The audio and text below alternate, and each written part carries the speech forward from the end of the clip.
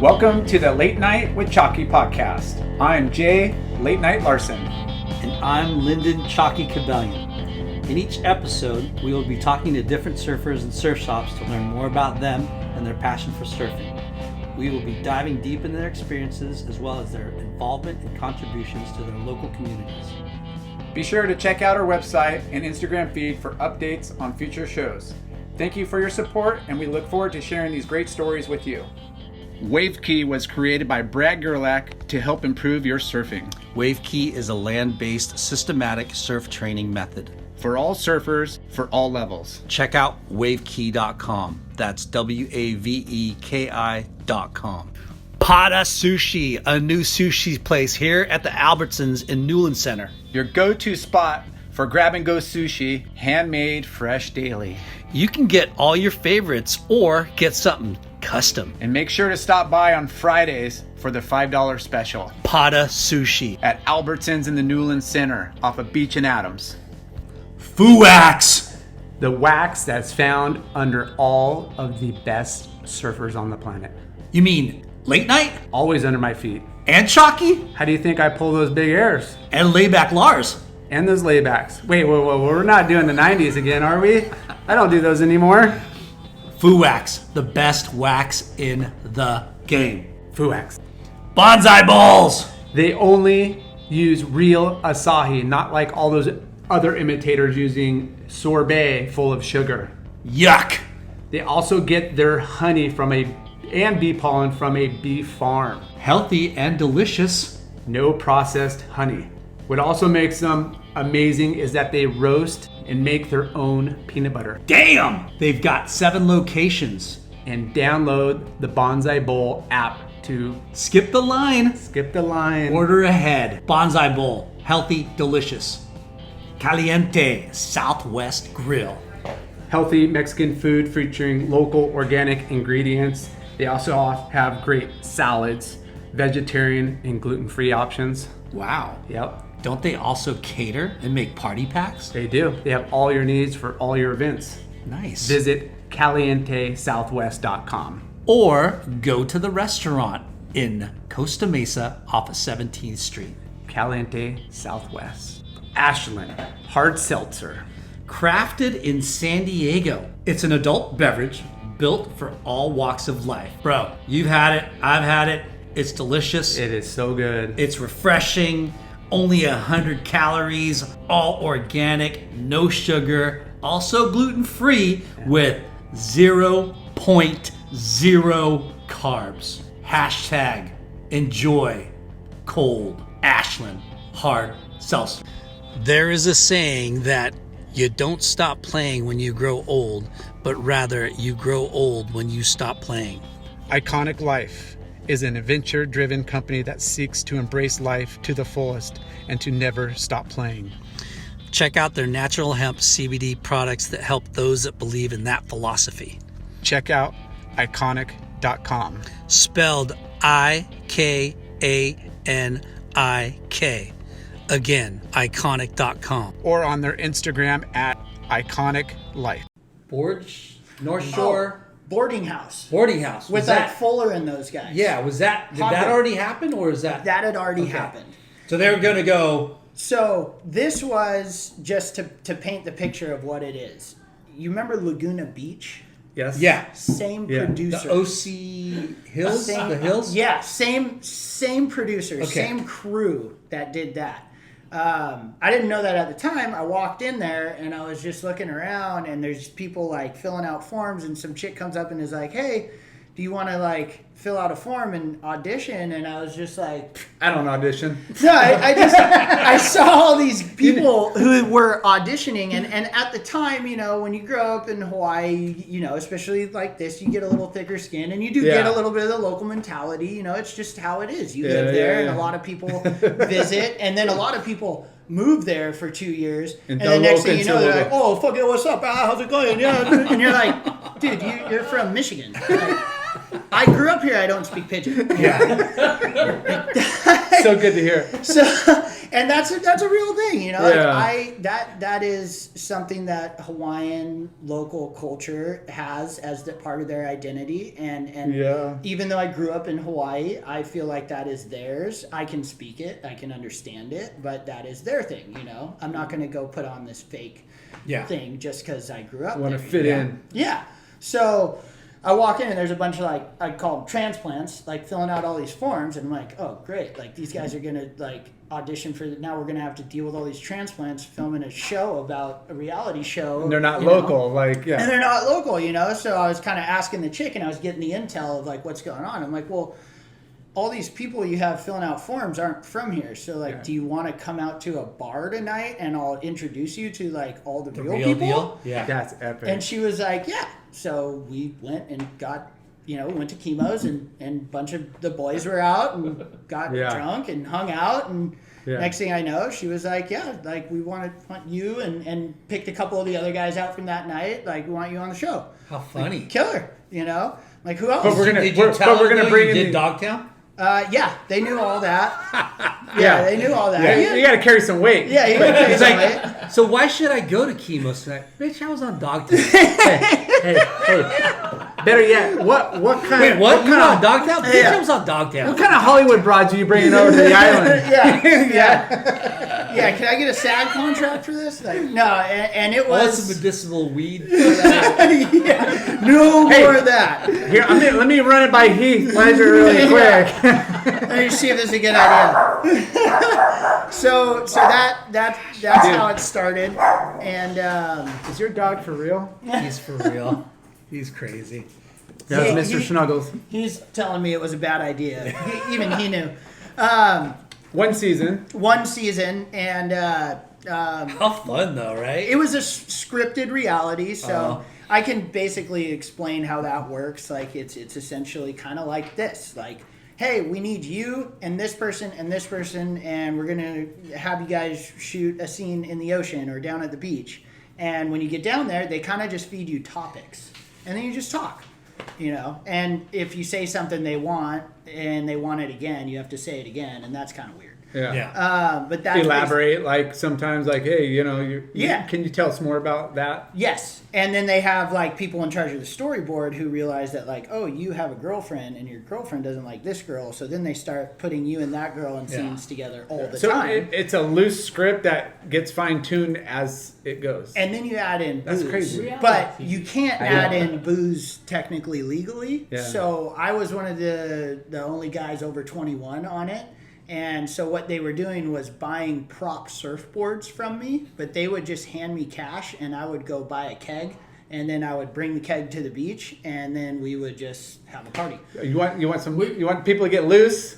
Yes, and that's how, and that's why they're all red cups, like, it's just water in there, and that's how they would get those crazy party scenes. And I did myself no favors on that front. I got blacked out a couple times and made some seriously bad decisions on camera, mic'd up, the whole deal, like just You were living the scene. yeah. It was prime time. But that's got to be kind of fun at the same time until it comes back. In the moment, you're like, whatever. Yeah, it sucked in the end because all the guys and all my friends who were on it with me, some of them being more like background guys or whatever, but they were at all the parties and everything. When it came out, all the locals got pissed because there was, I'm not dark, and then they didn't pick a lot of other dark guys. They had some dark guys on the show, but all the Hawaiians got super snapped, and then it was like this huge, got in fights, like tons of fights, got punched a bunch of times,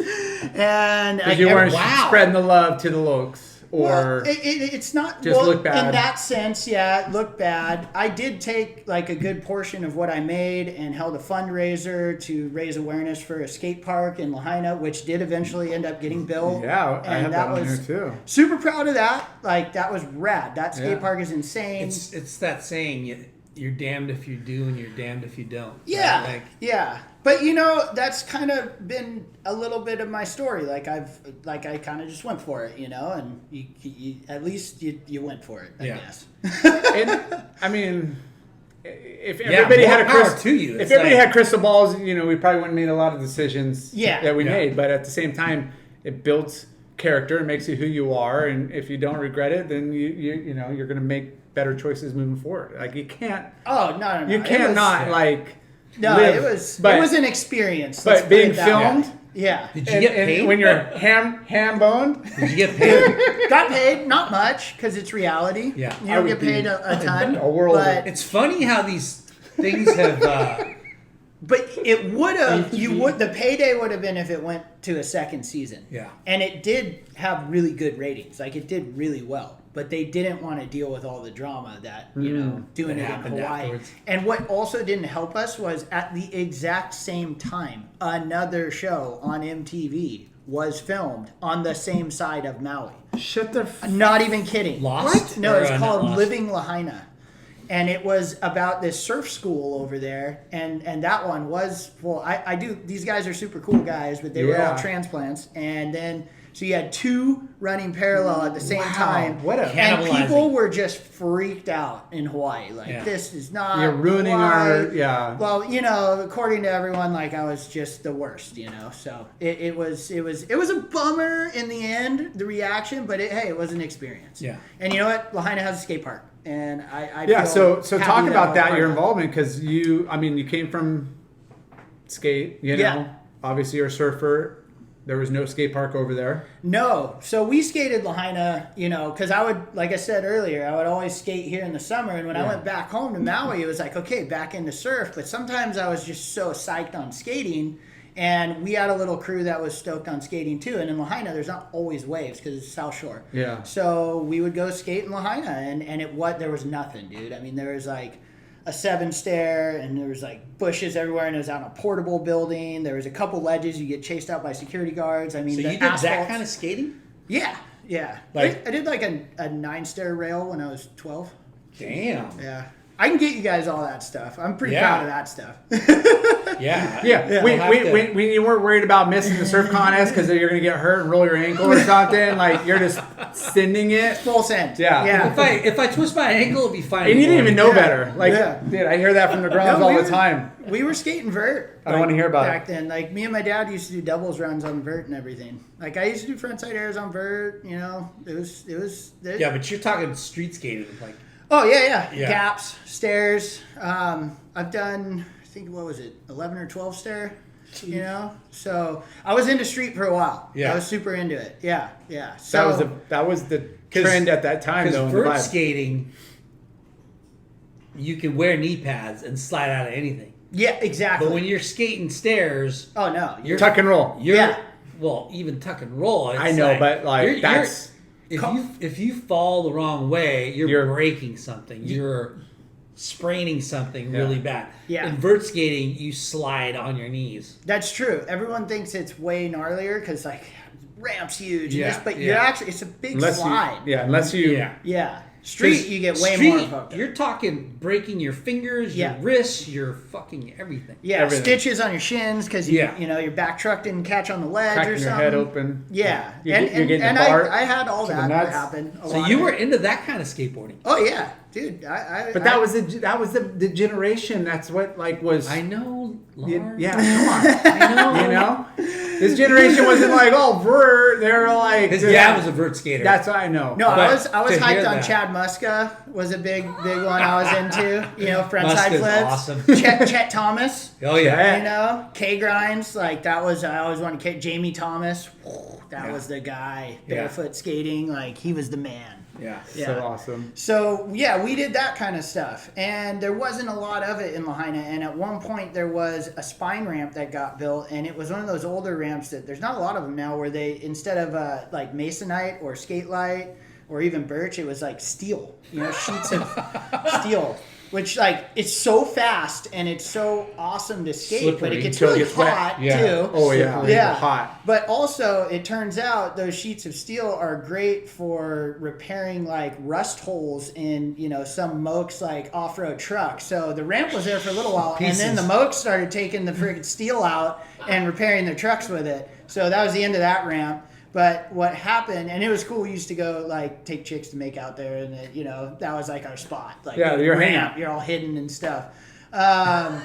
And what's really awesome is that ramp died, and we didn't have anything. And then where the skate park eventually got built was where that ramp is. So That's now cool. there's a full. What was it? park. What was the process selling it to the city council? Fundraising? Like I didn't even get that far with it. Like I just took some of the money I made from the show and rented a huge ballroom, made a really cool little video that me and Clay's filmer, this guy Adam, edited together of like Granger, Wes Larson, Kai Barger, Clay, Dusty. Like, I don't have it anymore. I wish I did, but this was all when they were like 10 to 15 years old. Yeah. And premiered it, had everyone there, and just asked for donations. We had the mayor at the time showed up, Cool. So you raised money to break ground and make a skate Well, park. it was more awareness at the time, but we were raising money with the fundraiser. We didn't raise much, but the main thing was the mayor came out and the awareness was raised, and then they had to get the site designated for it, which ended up happening because of this. Yeah. And then I believe Tony Hawk Foundation is who Stepped in. donated, and then it really started going. But by that time, I was like, I didn't have anything to do with it. But at you that time. started the Helped. the ball. Yeah. Yes.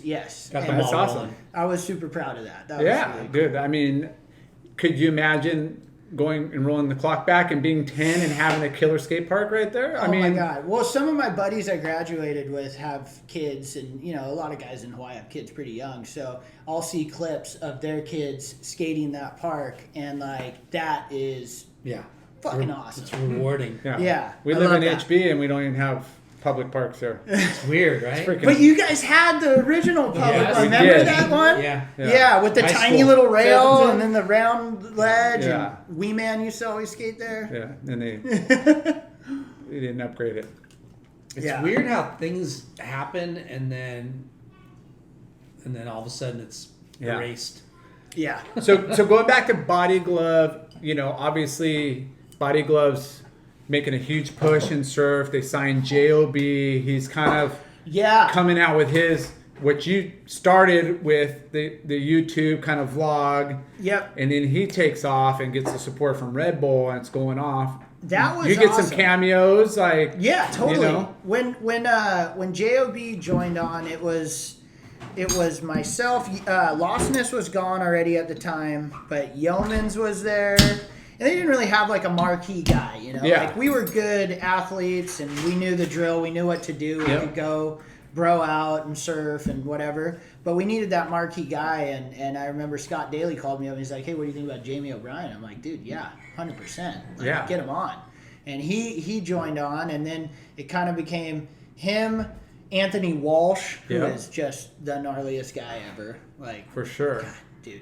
And Alex Gray and myself, and we were able to that was our crew we traveled with, a lot. What a Couple good. years. I mean, for a brand to have like that diversity, Yeah. and that group of guys, but all workhorses, and like Totally, dude. And we put together, I'd say if there was any like surf film that I was most proud to be in, it was the one Body Glove put out that probably not a lot of people have heard of, but Live from the Moon. It was a really... I remember that. Yeah, if you haven't watched, Live from the Moon. give it another look, because that's a really good surf movie. It just, it was kind of the death rattle of premiering movies. Yeah. And coming out on DVD and all that stuff, but it was really fun, and we got to do like the traditional movie premiere up and down the coast of Southern California. which we talk about all the time. Yeah. We miss the full movie premieres in theater, Yeah. because whether it was straight Beer to bottles DVD, rolling on the ground. yeah, fully. straight to DVD or Getting the VHS at the tribes time. together. Yeah. But yeah, it's Yeah. Dude, It's Lido, La Paloma. oh my god. There's the Playhouse in Hermosa. Yeah. So we didn't get Lido, but we got La Paloma, we got Playhouse in Hermosa, and then we did one at the campus in UCSB, and that one went off. But dude.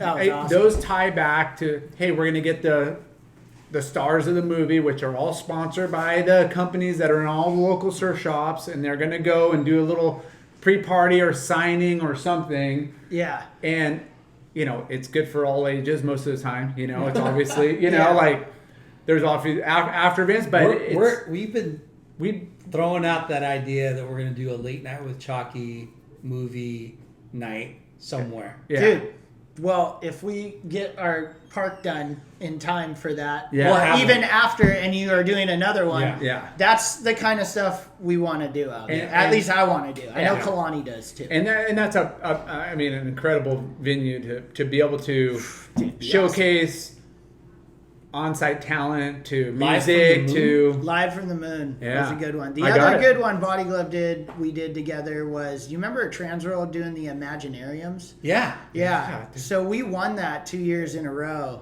and both of those are really good. Sick. It's called, one is 8-bit, where we actually constructed like Super Mario levels. Dude, watch 8-bit. You'll be psyched on it. And then the next year we did the Disappearance, and we actually got like... That's Disappearance 2 though, right? Well, you're talking about the OG where they went out to Channel Islands. Yeah. Yes, and they got a lot of shit for that, I heard. Did they? Yeah, because those you guys. can't. Ranch Yeah, you don't want to. Angry urchin divers. Yeah. Yeah, you're exposing our spot. No, Yeah. nobody knows about this, bro. Bro, you gotta take a boat out here. Like, really? Yeah. Like, how crowded could it really get? But the Disappearance, we rented we got a special effects Hollywood guy that Greg knew to make, and he does like Tim Burton films, made a full sea monster costume. It was like 10 grand. And we went to Lance's left, stayed on the land, and filmed like a horror movie. It's awesome. It's awesome, dude. And like, so we had 8-bit? that was 8-bit was the Mario one. The Disappearance was the horror movie Okay. one. Dude, you'll like those ones. Those ones are killer. Those are probably two of those three I think are the best things we did. That crew, Jamie, myself, Alex, and Anthony. Those are the best. For sure. Alex has been dodging us too. Oh, A Gray, dude. Guy. Yeah, Gray. Are you Come on, kidding? bro. Dude, just put this microphone in front of him, Oh, and you he'll won't even talk. have to talk. Oh, I can't wait. He's been He'll interview mellow on himself. social media. Yeah, he's been busy getting his airplane license, captain. I don't even know what he's all about. Dude, he conquering. is such a good storyteller. he's and a good has, person. he's good. rad. I love that, dude, for sure. That's He's what I not- mean. The show's not about Alex. I know, but you bring up a name, and we're gonna name drop, and I can't wait to interview Alex Gray. All right. So Body Glove. Team manager, marketing, kind of, being the guy behind the scenes, going to all the NSSAs, kind of figuring out which kids are like just on the future. No one had really done that. It was kind of that crew that we had, the marquee guys, and then there was some Groms, but no one was really paying attention to them. So I kind of just started going down to the comps and seeing who we had on board and who we didn't. And we had a really good crew for a little while. We had Cole Hushman, who's gnarly. That's Will how you Reed. say his name? Hushman? Yeah, Hushman, something, Yeah. tomato. Landon, I don't know. Yeah. How dare you? We had Cole, we had Will Reed, we ended up picking up Nolan Raposa, and that one I worked on for a while. Frickin'. And that was the one that I chased after him for like Really? a year. Yeah. Well, it wasn't like chasing. It was you're on Fox. What's your deal with Fox? And I had to talk to Body Glove because I knew that was going to cost some money. But I'm like, dude, that kid, I always thought he has the talent if he taps it. Yeah. And he definitely has the talent Yeah. to make it. Like I think he could be a CT surfer. He reminded me of Tom Carroll. Just powerhouse and just read the wave right and just insane. So we had a good little Seems like a crew. good kid, too. Yeah, we had a kid from around here, Ben Seabury. He was pretty cool. I think he kind of stopped surfing. But we had a good little He had ground smart squad. parents that just, you're Yeah. done with this. Yeah. Totally. And yeah, so pretty much did the team thing. Learned about, all the marketing side of stuff. Were you buying still ads. trying to do the pro surf a little bit? No, it was kind of like No. just time to Yeah. move forward. Transition. I mean, I still put stickers on my board for Body Glove because I was still working for the brand and everything. So what year did you and Alex go do China and do that tidal wave? Oh, wow. Yeah. So that was the last. See, I'm lucky I wrote this down. Yeah, Right? I'm lucky you did too. That was the last year I was. The Silver Dragon. The Silver World's Dragon. most dangerous wave. Yeah. Oh my gosh, dude! Yeah, the world's most dangerous water. So we interviewed PT Peter Townsend, and he was part of that some Fully. years, and he told us how crazy it was to go to a communist country and to get the visa. You show up, you had a handler watching over you, handler with military handlers, making sure you mind your P's and Q's, and you didn't, he said it was kind of gnarly. We met one time. They had everyone who comes there who's official from the government looks like they're in the army. Yeah, there's a general of action sports. Yeah. Okay. So it's weird for sure, and PT interacts with those guys more than we do. Yeah. But you have someone with you the whole time to watch you, and the gnarly thing is, Dean Morrison does this every year, and he does. Oh yeah, he's won it. Well, he's won it once, but he's gotten second a bunch of times, and he's an animal to compete against. He is. Yeah, he's gnarly. He is the man, though. But then, off the board, late night, he is also an animal. And in China, I won't go into detail, but I remember thinking, okay, he's getting out in jail. He's Never going to coming jail out. in China. I don't know that guy. Oh my God. But He's going to be an international... He's a spy. Yeah, but so awesome, dude. And it's such a cool event because it does force everyone, competitors, judges, people putting the event on, your movements are the same every day. So you're like this little family, and you cruise around everywhere and you go out on the boat everywhere. And the experience of doing step-offs onto the same wave over and over in a river that starts in the countryside and ends in the middle of a big city. You're surfing this wave and there's skyscrapers on either side. There's a building that looks like the sun. It's insane, dude. There's another building that looks like some spaceship out of Halo. It is just crazy. Did they clear out, is this a normal, waterway for boats and stuff that they clear out when these tides come? How does that happen? They just go straight through the wave. They just... Yeah. It's so... They're just used to it. It's hey, this happens every full moon, and this is what we do. And they deal with it. Is the water gross? Yeah. Yeah. Yeah. It's cold? It's not super cold. I'd say it's 70s. Oh. Yeah, not bad. You want to wear probably, I think I did trunks and a top. Are you worried about a tree trunk or a shark or an alligator? Rebar close to the banks. And but here's the thing. They don't let you close to the banks. You get yelled at, or they tell you after, hey, you guys got close to the banks. Don't do that, or they're going to, the government's going to pull the plug on the whole thing. Wow. You get those talks, but close to the banks, it is that's where it's hollow? roping, dude. You see... Shallow sandbar. Yes. Sometimes the wave is just it's a good, perfect one wave breaking, and then as it turns corners, there'll be the wave in front that you're riding, but sometimes there'll be a second one behind it that is just a full, just rope, spitter. Are you in a spitter? Yes. Yeah. Yeah. It's insane. A spitter of a tube in a river. But you won't see it. You hardly ever see any of the video that they shoot, which I never really understood. But yes, there is sections of that wave that are just insane, but you can't go to them because you'll get in trouble. And Dean did get a crazy... Alex got a 10 the year I did it with him. He got fully barreled. Yeah, insane. And then you and your partner, so it's kind of like tow surfing. You guys take turns. Yes. Is there other jet ski lifeguard people out there, or you're kind of on your own? Yeah, there is. The Chinese guys that are on jet skis, and they get the nicer jet skis that are all souped up and fast. And they have these crazy padded wetsuits and Oakley blades on. It's amazing. And you're kind of sitting there I'm pretty sure if something bad happens, we're saving him. Yeah, you're gonna say right. Yeah. And the water's moving fast, right? Oh, dude, it's a river. At times, it's a tidal bore. It's a tidal bore. Yeah. So it's a really extreme low tide on a full moon, and then when the tide switches and starts to come in, the mouth of the river out at sea, this whole tide starts rushing in, and it gets funneled into the river and forms a wave and starts breaking, and it breaks all the way down where the river meets the ocean, all the way through to where we catch it. And where we catch it, I believe, is 10 10 or so odd miles in. Wow. And the stretch from where the ocean is to there, dude, who knows how good it is or how big it is up there. They don't let you go. So wait. 10 miles the opening of the river mouth, you don't go. see it from No. 10 miles from that point to Yeah. where you catch it. Right. 10 miles. Yeah. It might be more. Huh. Yeah. I mean, don't, like, that's what I think it is. Look The it up. power of the Yeah. ocean. What And happens when you fall? Do you kick out the back? So you- why do they not let you surf at the river mouth? Oh, just restricted area. Can't yeah. go. Just can't go. You go to this. It's where you China. start is called Bridge Number 9.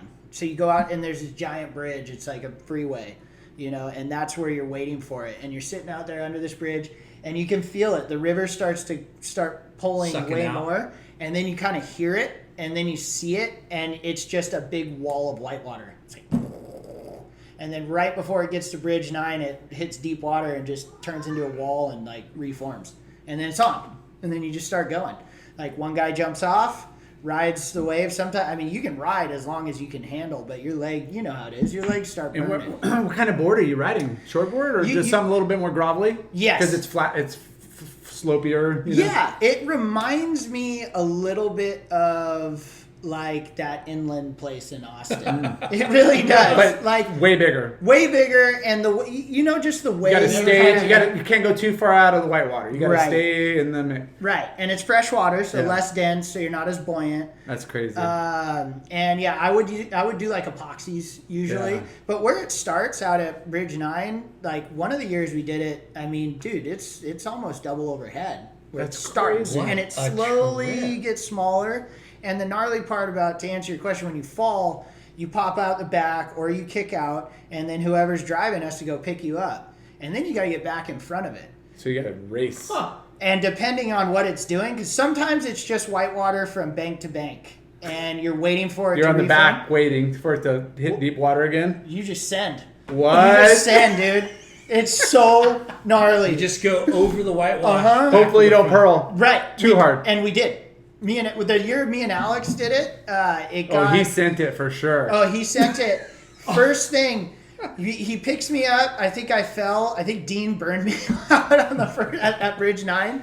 And I fell. He picked me up, and he's like, I think we're just going over it. And he just spazzed, and we went over and launched down, and we just full yard sail, broke my fin out. And so I had to use his board the rest of the river, and we actually ended up winning that year, and it was really good. And what fun. kind of money like is involved in this, or is it just prestigious? You get a cool like No, it's trophy? good. First place that year was like 10 G's, and then Wow. the last year I did it, it was 25. Wow. Yeah, Each many or years did you do you it? split. you split it. Yeah. yeah. And then- I did but- it 3 years, and I successively got worse each year. But- I got first the first time, second the second time, and third the third But time. all expenses paid for carte blanche, like everything's like dialed. So Totally. you You show made up. money. Totally. Yeah, you make money, And it's a cool experience. It's such a cool Did you experience. surf other places in China? Were you able to do just sightseeing there. and like cruise around? Totally. I mean, you can walk out of the hotel and just kind of go, but it gets kind of scary because it's just a huge city. I Yeah. mean, the city is Hangzhou, it's called, and I think it's like Really? 3 times larger than LA. But it's a trip, man. It's So, really cool. The food. You sucks. didn't get to surf other places. No, not at all. You're pretty much. You're not even you're at there. the coast. You're I know, but it's but- not that far. But And dude, the wave comes every like turn of the tide, and so there's a low going high in the day, and there's a low going high in the So is night. it one or two waves a day? Yeah. Well, one in the day usually, and one at night. So I woke up one time. We went for the one at night and ran down because we were staying on the river, and I watched it kind of come through, and it was right on the bank. And dude, the thing looked like KS Waveco where we were. Wow. Like it just hit this like cement shallow area on the bank, and it just went. And just it was like a wave pool. It was insane. That's like nuts. and it was only we were pretty far down the river. We were saying so it was only like this big, and it was just rolling. so knowing the technology and the experience from the wave pool side, and we're gonna get it out in a minute. But like, if they were to like manipulate the sides of this river, and Totally. create shelves and spots, and Oh, they could. You could have triple barrel sections. How funny. For You know sure. what I mean, though? Yeah. Like, No, if, for sure. if the surge is there and all you need is to manipulate the contour, because you're Yeah. already saying, like, hey, there's spots that are already nuts. Insane. Oh my Like, gosh. really good. So what We're you're just- saying? So talking about Call Red Bull. Talking about free, yeah. You're investing in a few more rocks, couple of Hey, stones. riverbeds are already made. We can make wave pools in riverbeds, right? Wow. It's all the bathymetry is possible. like the main Yeah. one of the next. You need energy. Yeah. You need the energy, but then you need the bathymetry. You know, like you need to The have what? right- The bathymetry? bathymetry. It's just the reef, the bottom contour. Come on, dude. Big words. Yeah. The big Yeah. brain on Say Redtide that, here. say that 5 times fast. Timothy. You know what I've always wanted to see someone do on that thing is foil. Because Foil? you Wow, could yeah. you could Oh, probably do it the whole way if Okay. if your legs could handle So, it. where you took off, Yeah. 10 miles in, Yeah, how long is that way from... it's The about end. an hour. Fuck off. Yeah, yeah. It's an hour long, so that's how long So, you have to 100 kind miles? Oh, wait. No. No, 60 miles? If you go at 60 miles an hour. Oh, that's not that fast. No, we're not going that fast. It's So it's 30 miles an hour. Probably maybe not 20 even that. Maybe miles like an hour? 10, 15. You're So tripping. 20 miles. I can't remember. 6 minute abs. 5 5 minute abs. Let's figure this out because this is important. 7-minute abs. Because, bro, All right, Bro. you're on a jet ski. How you know what's the speed? It's probably between 10 and 12, to Yeah. be honest. Yeah, Okay. whatever you're 12 doing a miles step long. off at, a you know, wave you're that's kinda 12 going. miles long, you guys. Yeah, it's forever, dude. It Not goes 100, forever. not 60. Plus, Yeah. shut up, dude. Plus, 12 miles, and then the 10 miles that you can't ride it. Yeah, and definitely Google that one because I could be way off What up base, now, Lar? but I think Hey, it's, that thing is 20 miles, That's off limits, bro. dude, you should be an engineer and work in wave pools. right? Yes. Thank you. I know my bathymetry. You're pretty first miller. Dude, a 20-mile long wave. Well, I've It's crazy. that's longer than Chicama. I've watched it, and it's you know you again they clip it and they edit it, and you don't really get to see you like, really don't. you know Yeah. the whole. That's longer than Chicama. Chicama's only like not even a mile long. No, dude, it's forever. It's rad, but there's times where it's just whitewater bank to bank, and like Yeah. no one's even you're waiting Yeah. for that next reform, and no one knows where it's gonna be. You know, you kind of learn that on the first day, and then like the banks will be in different areas each year. And they have Yeah. they have markers and stuff like or no just Not really. no? No, it's just don't go too Is, close to the side. is there a lot of spectators like along the Yes, yeah dude. Once So like, China, bro. yeah, it's insane. Like you get down towards the end, and that's when like when it gets a little smaller, and you're in the middle of the city, like it gets a little closer to the bank and a little more rippable and like kind of steep. And sometimes you're like you can hear the people as you're passing on the Do you wave. think they're like, They look must at be these tripping. crazy Yeah. Westerners? Yeah. Like these guys are crazy. yeah, no, fully. Like- And they're like chasing it and with mopeds and stuff down the side sometimes. Like they'll catch you come by and then they'll start following the wave down and catch you at another spot. Like it's pretty cool. It's a trip. Just think That's like so what crazy. you guys did. Like some Chinese people might do that in Yeah. the future. I hope so, dude, because Right? it's like it's so well, and I don't think we're going back there anytime soon. So No, you know, probably not. So what was like the accommodations and the food and like accommodations are He said killer. the food sucks. Yeah, the food sucks. Yeah. It does. Like if you're and like I hope I'm not like gonna piss anyone off with No, this, but- like if you're going to China and thinking like you're gonna find like Panda Express orange chicken, like that does not exist. Yeah. Like there is no orange chicken in China. Like you're like wishing there was a Panda well Express. it's kind of like you can't just go and get this type of sushi in Japan No. that easy either. You Yeah. know, like it's very They don't do the crazy rolls Yeah. like we do. They're Yeah. very much about the fish. the whole fish. Yeah. The eyes, all the the gill, above. the skin, the fins, and the guts. Squid, whatever. Yeah. You know, bring it out to you in a bag live. You're like, oh, that guy's Hey, we cute. have a Japanese guy here. Quit offending him. And I love the sushi. Yeah, I spend many of Yeah. days over there, and I love them. Side note, that is like one of my favorite places in the world to visit. Japan Yeah. is just top 3 for me. Yeah. Like love I it. love Japan. Absolutely love it. Yeah, we've all been there, and it's incredible. Yeah. So after Body Glove, do we end Body Glove story there? Or? But yeah, well, I mean, I was doing team stuff, working on the other side of the fence, and I can give you a kind of good ending to that. We were doing our thing. We had a core team. We were building our amateur team. We got Raposa. We got Tatiana. Like we had a good thing going, and then the family. Obviously, that was a third generation family owned business. So, kind of knowing what we all know now about building brands and business, like there was obviously, that'd be a tough exit strategy. Well, and drama, especially when it's family members. Yeah. And, Grandpa, I just want to get paid. I'm just kidding.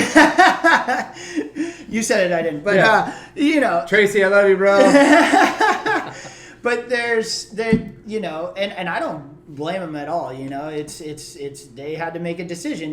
The business. Do we continue going down this road, or do we entertain some of these guys that are interested? And they ended up doing that. Yeah, a big venture capitalist brand came in and bought them out, and we all kind of knew the writing was on the wall. Me, Greg, Scott Daly, and they said it was going to be awesome, and you guys are gonna, we're stay gonna on board and do all this stuff. And then they came in, and the first day they asked Scott Daly, and that was like he had been there for 33 years, and that was like when that happened, I was just like, okay. And they offered me my same position for half the money, and I just was like, all right, I'll see you later. Like I just bailed. And at that time, I had just met my wife. Like a year or almost a year before that, and I had found out that I was going to be a dad, and nice. So Papa. And it kind of made things a little more serious, but we decided to, I didn't go back to that, and I went down to Oceanside where I had a house that I was renting out, and we moved in there and started raising our first daughter. And that was how the whole Body Glove thing kind of ended. And everyone ended up leaving. Some stayed a little longer. Greg stayed a little longer, but he eventually left. I bailed. Alex, eventually stopped. And Anthony was gone. Jamie was gone. It was kind of crazy to see it happen from the inside. Yeah. I bet. But it was a good learning experience to, how that goes down. Because obviously we'd all heard of it at that point. Quicksilver and Billabong were already Oak Tree. Yep. So, we knew these things happened. Yeah. And I got to see it go down firsthand, and it is what it is. What was your ambitions, or what did you reset? You're kind of. So, that's where wave pools come in. Okay. Yeah. So, before we get into the wave pools, which we definitely want to get into. What were you thinking of? What was your fallback? What were you going to fall back on? Well, that was the Did you have a plan? No, I had no plan.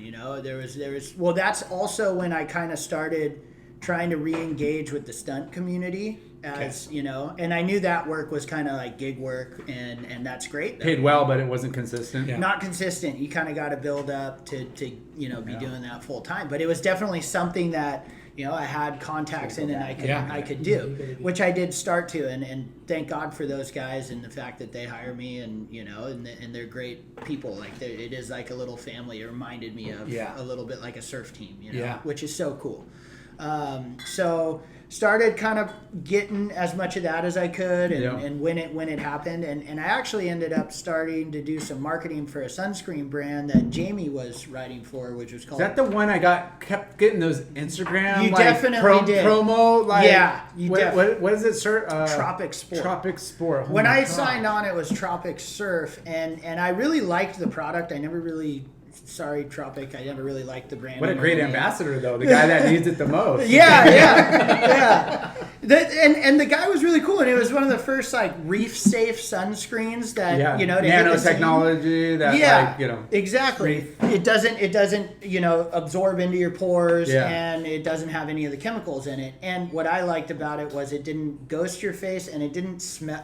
Some of those have that weird like organic smell. Yeah. This smelled kind of like the way I would describe it is it was like the banana boat of organic sunscreens. Wow, that's which good. I thought was cool. Yeah. And they were like, hey, we need help. We need someone in the surf community. So I started doing marketing for them, and took a paycheck. You got to from them post. for a We got to while. post that like infomercial, commercial. You got to like, get it. Yeah. Did you get it? Well- it's around. He probably has it. Well, but- With him on it? I have Yeah. it. Oh yeah, and, Oh, and it's it so was good. funny because that was like after BSR and everything, and I wasn't working for him or anything. And they're like, "Hey, would you mind doing a little testimonial for us? It'll live on the website." Next thing I know, it's on like WSL commercials and Instagram. Yeah, and they went full bore. I'm right? like, dude, you didn't tell me you were gonna do that. yeah. Like every time I'm like scrolling, Yeah. I'm like, there's Yeah, damn it. there's a sunscreen. There's Redtide again. Yeah. But it's really good stuff, and No, the people are cool, and they're really in it for That's the, good. the right reasons. So But that helped your livelihood. absolutely, they helped, but it was very much brand building from kind of the start, and the people who were behind it kind of came from more corporate America. Yep. So for whatever reason, after the body glove thing, like I've been dealing with people, whether it's in wave pools or the sunscreen brand or whatever, that are trying to get into surf but aren't like us. They didn't Yeah. come up with this story, you know. And that's I think that's challenging, to say the least. For sure. Because it's like this is a language that Yeah. we speak. Yeah, It's a but you culture. could be a mad scientist and create the best sunscreen, but if you don't have the authenticity to penetrate Right. the biggest market, which Yeah. is As the surf. long as you, to me, as long as the end game isn't, for sure it's business and it has to be profitable, right? Yeah. There's an end game for profit, but you're doing something that you're loving, and it's good for the environment. part of what you Yes, want to keep doing for the rest of your life. 100%. So- it keeps you engaged and excited Yeah. about it, right? Yeah. And what was cool about making the decision to work on the other side of the fence was, I don't know if you ever felt this way, but when it was just surfing, at times it started to feel like a job. Even though sure. I think I'm an I think idiot that's for saying that. the but- biggest misunderstanding about any professional sport is if you want to take it serious and you want longevity and you want to maximize your potential, but also like monetary. Yeah. Yeah. It's a job. Yeah. And the minute it becomes a job, I don't say you lose that kind of like love for but it becomes. It does. It definitely. But the successful ones Yeah. view it literally as a job. Yes. For And- sure. And It's a business. it's a business. And as soon Totally. as And if the sooner if you can don't, wrap then your you're not gonna achieve your goals. Yeah. What was really cool about Yeah. starting You gotta to wrap your head around do a that, really. real job, so Yeah. to speak, like work in the office or whatever, was it made surfing like my passion and escape. And it made me appreciate just going surfing so much more than I had since I was a kid. Yeah. And that actually made me realize how much of a frother I really am, and it made me more frothed. And then it made every time I get to surf a little more special. And it also, I wasn't trying to do this turn with this light, even though the wave didn't call for it. I started surfing for what the wave called for, and I had a better time doing it. Yeah. Wait, It's you weren't awesome. surfing closeouts to get this shot. You're actually surfing good waves and really surfing. We gotta go over Fully. here. The air wind's better over here. Yeah, Hey, totally. Hey, can you send it on this closeout? It's gonna look so sick. Like, Dude, the lighting is killer. It's crisp. and that's and I love talking to surfers that have that perspective and have gone through that. And Totally. there's so many days where like, wow, that must have been so awesome. I'm like, actually it wasn't awesome. That Yeah. photo turned out awesome, but that was the lamest day ever. Ever. I was dude. waiting for a fin and the bottom and the reef and Yeah. the freaking lip, and it was, you just don't know the elements because a photo's a 1,000 words is Yeah. they say, and it looks. And the it's a lighting and moment. pretty, it's a moment. Yeah. And I'm all, it's just so crazy. Yeah. But it's that Yeah, it's It's hard. Not a lot of people relate, but it is a real thing. No. And to be able to like obviously find the love of surfing and just appreciate, Dude. again, escaping like, every day. Yes. Whether it's a job, a relationship, Yep. family, kids, work. Yep. And we talk about it all the time. It's like surfing is so spiritual, because the minute you could have whatever going on, you could have a good day, bad day, whatever, but as soon as you get out in the water, it's church. Yeah, it's church. You kind of leave that problem and you're just focused on like having a good time. Yeah. But you also lower, going back to where your life was at, is you lowered your standards because how jaded you were going on all these amazing trips and these amazing waves and Not stuff. that you lower your standards, you lower your expectations. Well, that too. Yeah. But they just go hand in hand, But Like it there's doesn't days take that- as much to make you as psyched. Exactly. Yeah. Like today, like I drove 2 hours from the desert. I was to gonna bring Huntington, that up. And I'm like, wait, you guys are gonna go surf? He's like, yo, we're out there. You know where I live? yeah, I'm hyped, dude. we were Like, texting- every second I get to surf, I'm we were psyched. texting him this week, and I kept telling her, he's like, oh, we're gonna surf. I'm like, dude, the weather's not gonna be We great. should reschedule. Yeah. And he's like, well, shit, if it sucks, then maybe we should reschedule. I'm like, hey, yeah, whatever you want to do, we'd love to just get you on the show. I go, but I don't think the weather's going to be any good. And he's like, all right, well, if it's going to happen, I'm going to go out. Oh, dude, if I'm coming to the coast, I'm getting in the water. Like, no question these days. And It wasn't as bad as we probably thought it was. It was pretty fun, dude, because we Yeah. showed up and it was in between like fronts passing, so it was kind of glassy and like. But the way I'm talking about it now, if I was to go look at that, when I was 25 and surfing for a living, You no would've way been- I would have yeah. been surfing. Yeah. You're like Laura back then. You're like more like Chalky now. There we go. There we go. This is the biggest grom ever. I love Hey, it. Lyndon, how was it? Dude, it was so fun. There was a couple. I look at. I'm like, wait, what? Like, come on. Yeah. I'm like, you don't even smoke, and I'm like, I was just gonna say, like, look how much- give me some what you're smoking. yeah.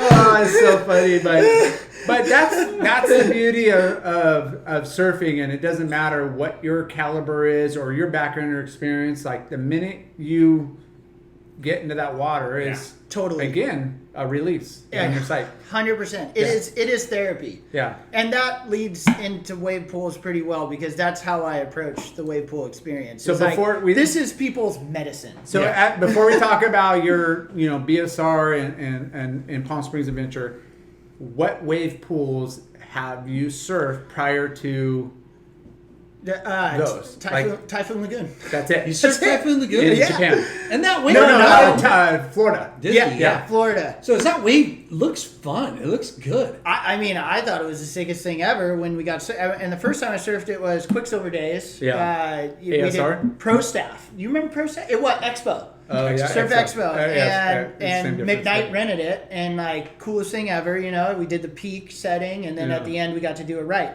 And I thought it was the coolest thing ever. But yeah, it's very mushy. And knowing what I do know now about wave pools, that pool outline is horrible. Yeah.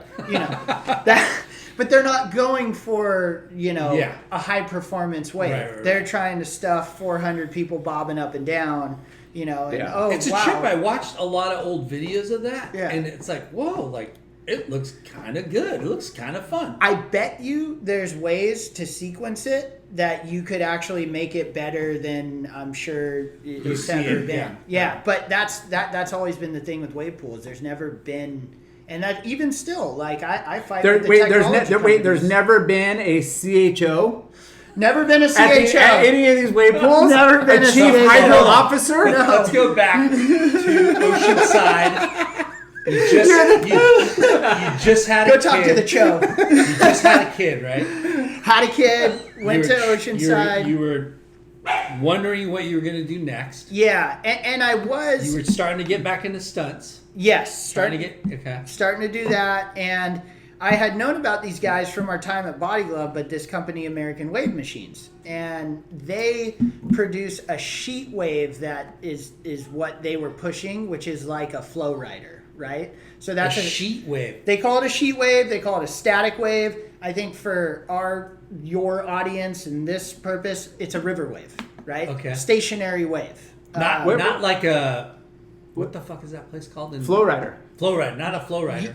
Like a flow rider. Yeah. Like a flow rider. Yeah, flow rider is a sheet wave. So a sheet of water just going like that. Yeah. And Yeah. stationary. But flow rider is this deep. So Yeah. you're riding a skimboard. So it really doesn't feel like surfing. Yeah. The sheet wave these guys had was called Surfstream, and it was this deep. So you could You ride bite a fins, board yeah. with fins. Yeah, but But it's stationary. it's stationary. And it's this big, So Essentially, So it's not a sheet Wait- wave, a wait- shit wave. good call. Yeah, I'll go with you're, that. you're wake surfing in the same spot. Totally. Yeah. Totally. Pretty much. Yeah.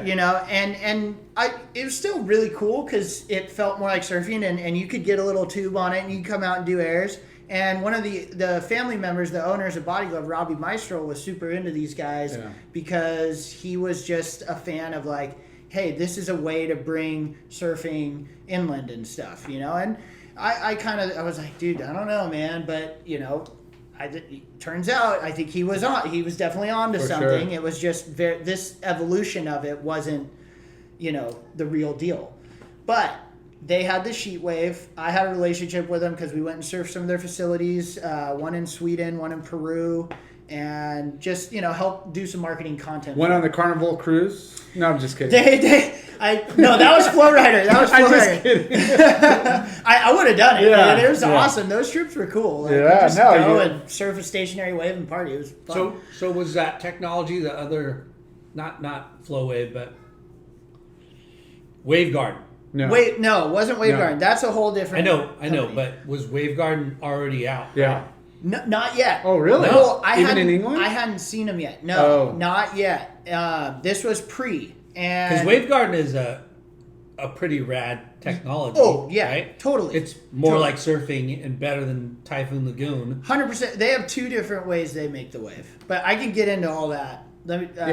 So Slow it down, Lyndon. So their offices are in Solana Beach, and after we moved to Oceanside, they expressed interest in just having me be like a spokesperson, or I guess kind of like a team rider type thing.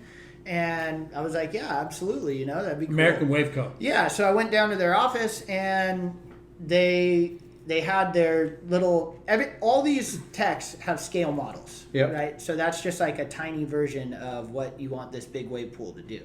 And they had a scale model of their surf stream, and I'm like, well, cool, I already surfed that or whatever. And then they had this other one on a table, and that's what the system at BSR is. It was a pneumatic scale model, and it had 9 chambers, and chambers are what is behind that wall at BSR, and each one of those are like little pieces of a wave.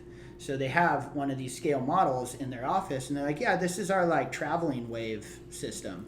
That's what they called it. And they're Traveling wave. Yeah. So you can versus a sheet wave. you Okay. can manipulate it. Yes. Yeah. Yeah. You can Each chamber has a piece of a wave.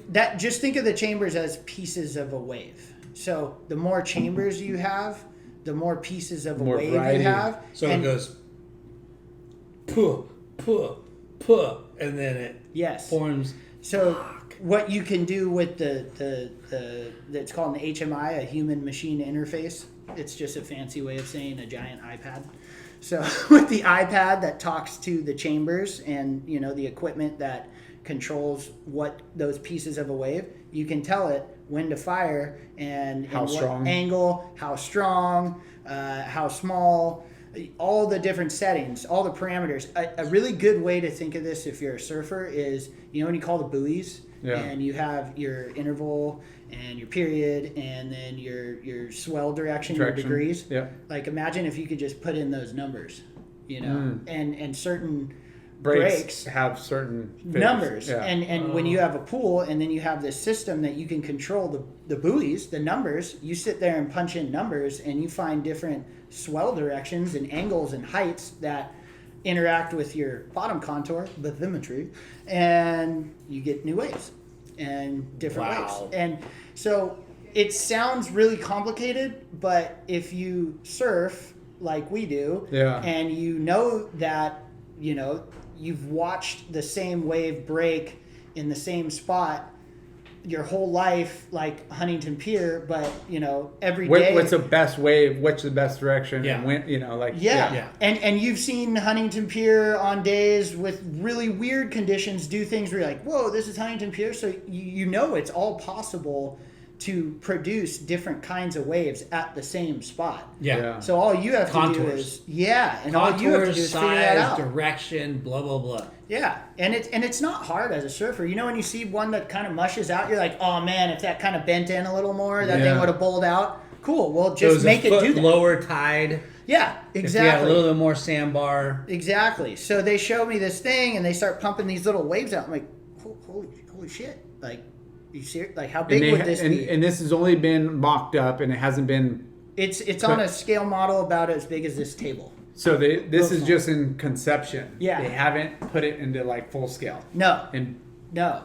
So I start freaking out. I'm like, dude, let me push the buttons, you know? Yeah. And they were just making peelers, which is like, you know, common. pretty Yeah. easy. Like, oh, you want to. So I just started bouncing it off the wall and making it wedge up. Did they know about bathymetry? Yeah. I mean, all the systems are engineered by mechanical engineers. Some of these guys have PhDs in like fluid dynamics, and that is the equipment, the type of concrete, the dimensions of the chambers to make the system be able to push out a wave.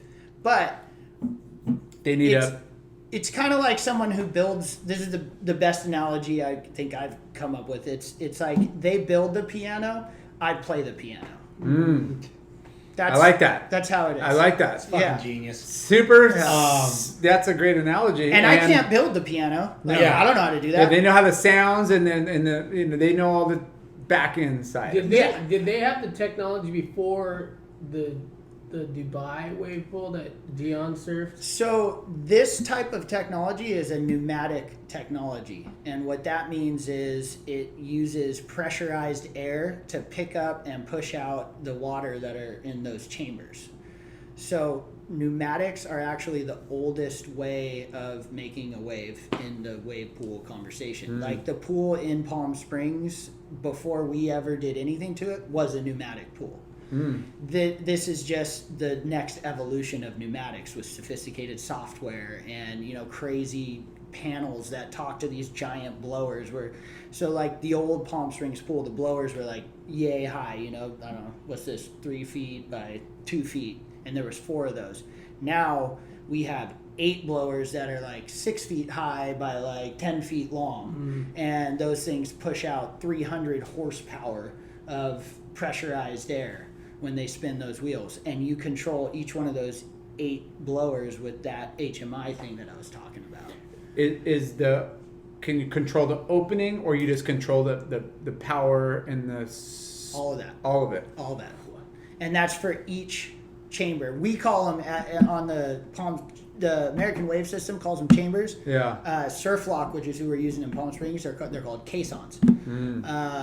And Caissons. They're essentially the same thing. Yeah. You know, but the beauty of the pneumatic systems is all that equipment that you're using to pick up this water and push it out sits in a dry room behind a wall. Like there's no moving parts in that pool. It's just pressurized air. There's nothing behind that That's crazy. moving, you know? Yeah. You're just focusing that air in whatever manipulation, direction, and speed, Alright. power. Yeah. That's it. Too much technical stuff. Dude, this going is on freaking here. crazy. It's fucking crazy. But that's like, I didn't understand all that even when we first started at BSR. Exactly, kind of, I guess that's the physics of it. And to be honest, you could go down a rabbit hole if you kind of like start thinking of all that and it gets confusing.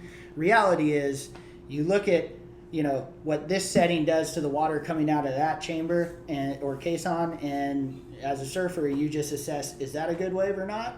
What do I need to do? You're looking at the final product, you know, and then you're like, okay, let's change it. Let's, But it's it's more kinda visual crazy. than technical, but It's kind of crazy how important the bottom contour is. Definitely. Right? It is super important, but at the same time, because we can control all those different parameters, like swell angle, like height, like interval, wavelength, if the bottom isn't that great, which you guys surfed the test pool, that bathymetry in that pool, we didn't touch. That's from 1980, and that is not ideal. And also the outline of that pool. That's why I said Typhoon Lagoon is not a good outline. Anytime you have your wave generating going into a narrow channel and then it widens, that's really bad because the water is going to grab on to the outline. So when it gets to the point where it widens out, it starts to bend the whole wave out to sea, and then the energy starts to go down. It has to go somewhere, so it spreads out and gets smaller. Right. And the contour goes from deep to shallow across the whole pool. Yeah. There's no rib. There's no way to focus. There actually was in Palm Springs. I was thinking Typhoon. In Typhoon, yes. That's like a universal kind of just grade. Deep end to low, the shallow end, flat. Exactly.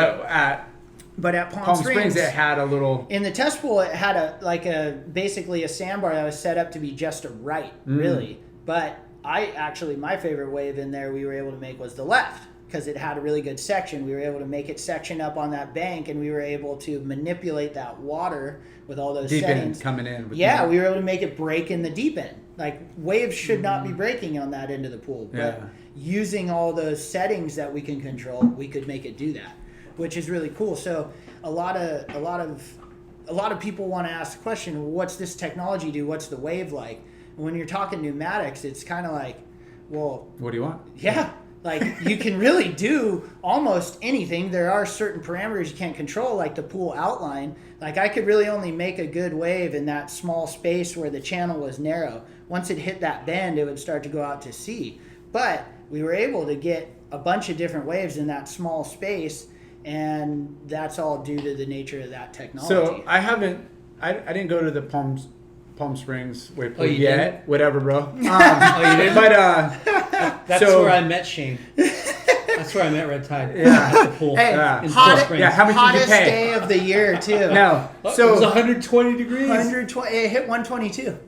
It was baffling. That's crazy. Yeah. So BSR, you got the chambers running down a side. Yeah. And then you got the pool kind of, depending on what way you're looking at it, left or right.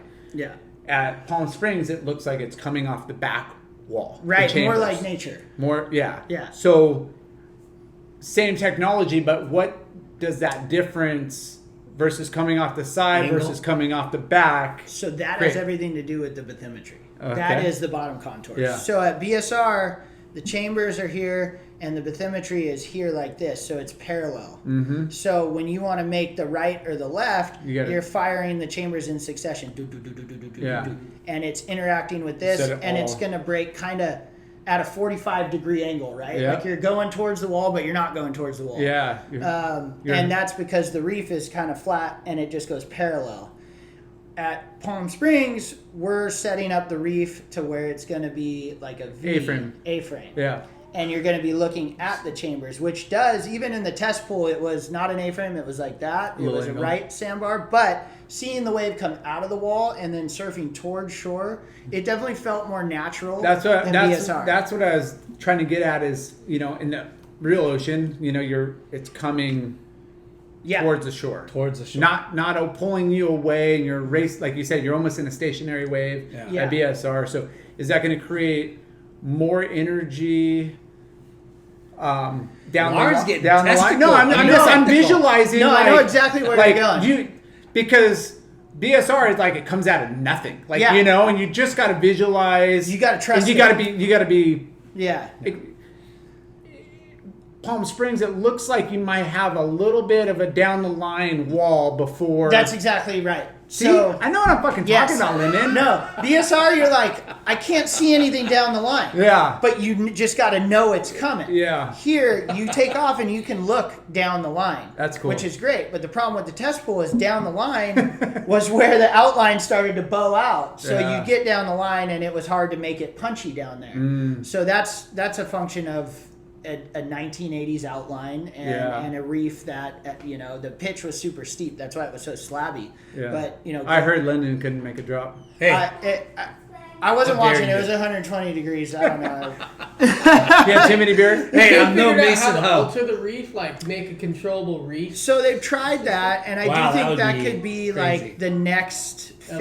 Evolution. Yeah, next evolution. Yeah. But now you have something underwater that's moving, Yeah. and I just am not a fan of moving parts in the water. Yeah. Like all these other techs claim there's no problems with them and it's fine and everything, but Yeah.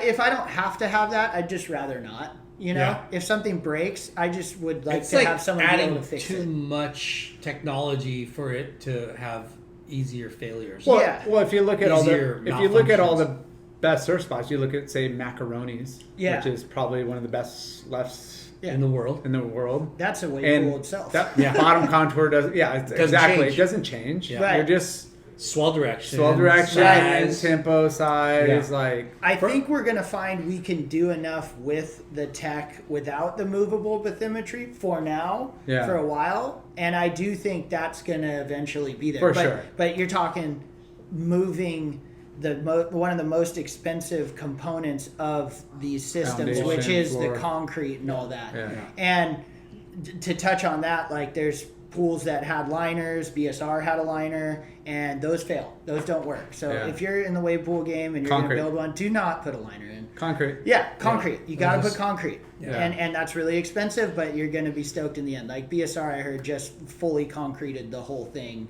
after 3 years. Yeah. So, back to so American Wave Co. Yeah. You got in touch with them, Yeah. So I or started. they got in touch with you. Yeah, so I whatever. was kind of in parallel doing the sunscreen company marketing kind of deal, helping those guys, and then I was doing American Wave Machines, just kind of whatever they had. I mean, they had me do like weird little news interviews in San Diego to talk about their technology and just kind of help promote it, And my whole goal was just like, let's try to sell one of your big pools, and that's where you're really going to make your money. They were heavy on the sheet wave thing.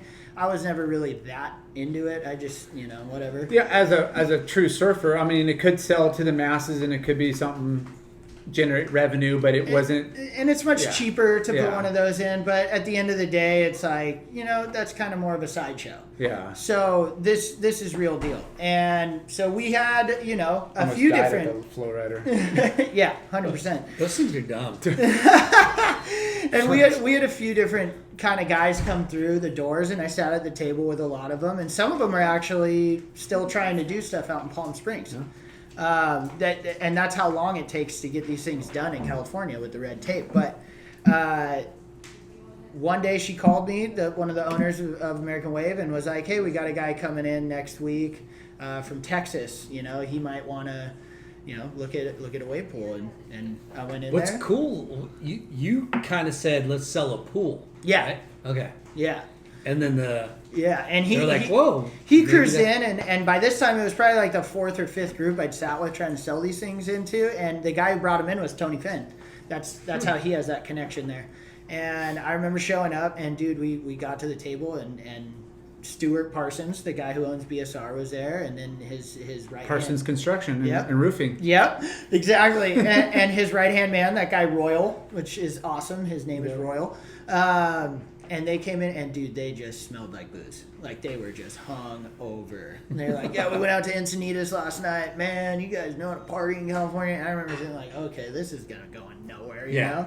And How much you need? It's gonna be Yeah. a waste of time. We had the meeting, and it was cool because he immediately, once we started going down the road of talking about I think he's a surfer. actual pros. No, he'd never surfed before in his life, and he's like, but he was a pro barefoot skier for a while. That was kind of his thing. That's the niche with the cable part. Yeah, and that's what BSR originated as. It was barefoot ski ranch before the cable park, before anything, and that's because he was into that.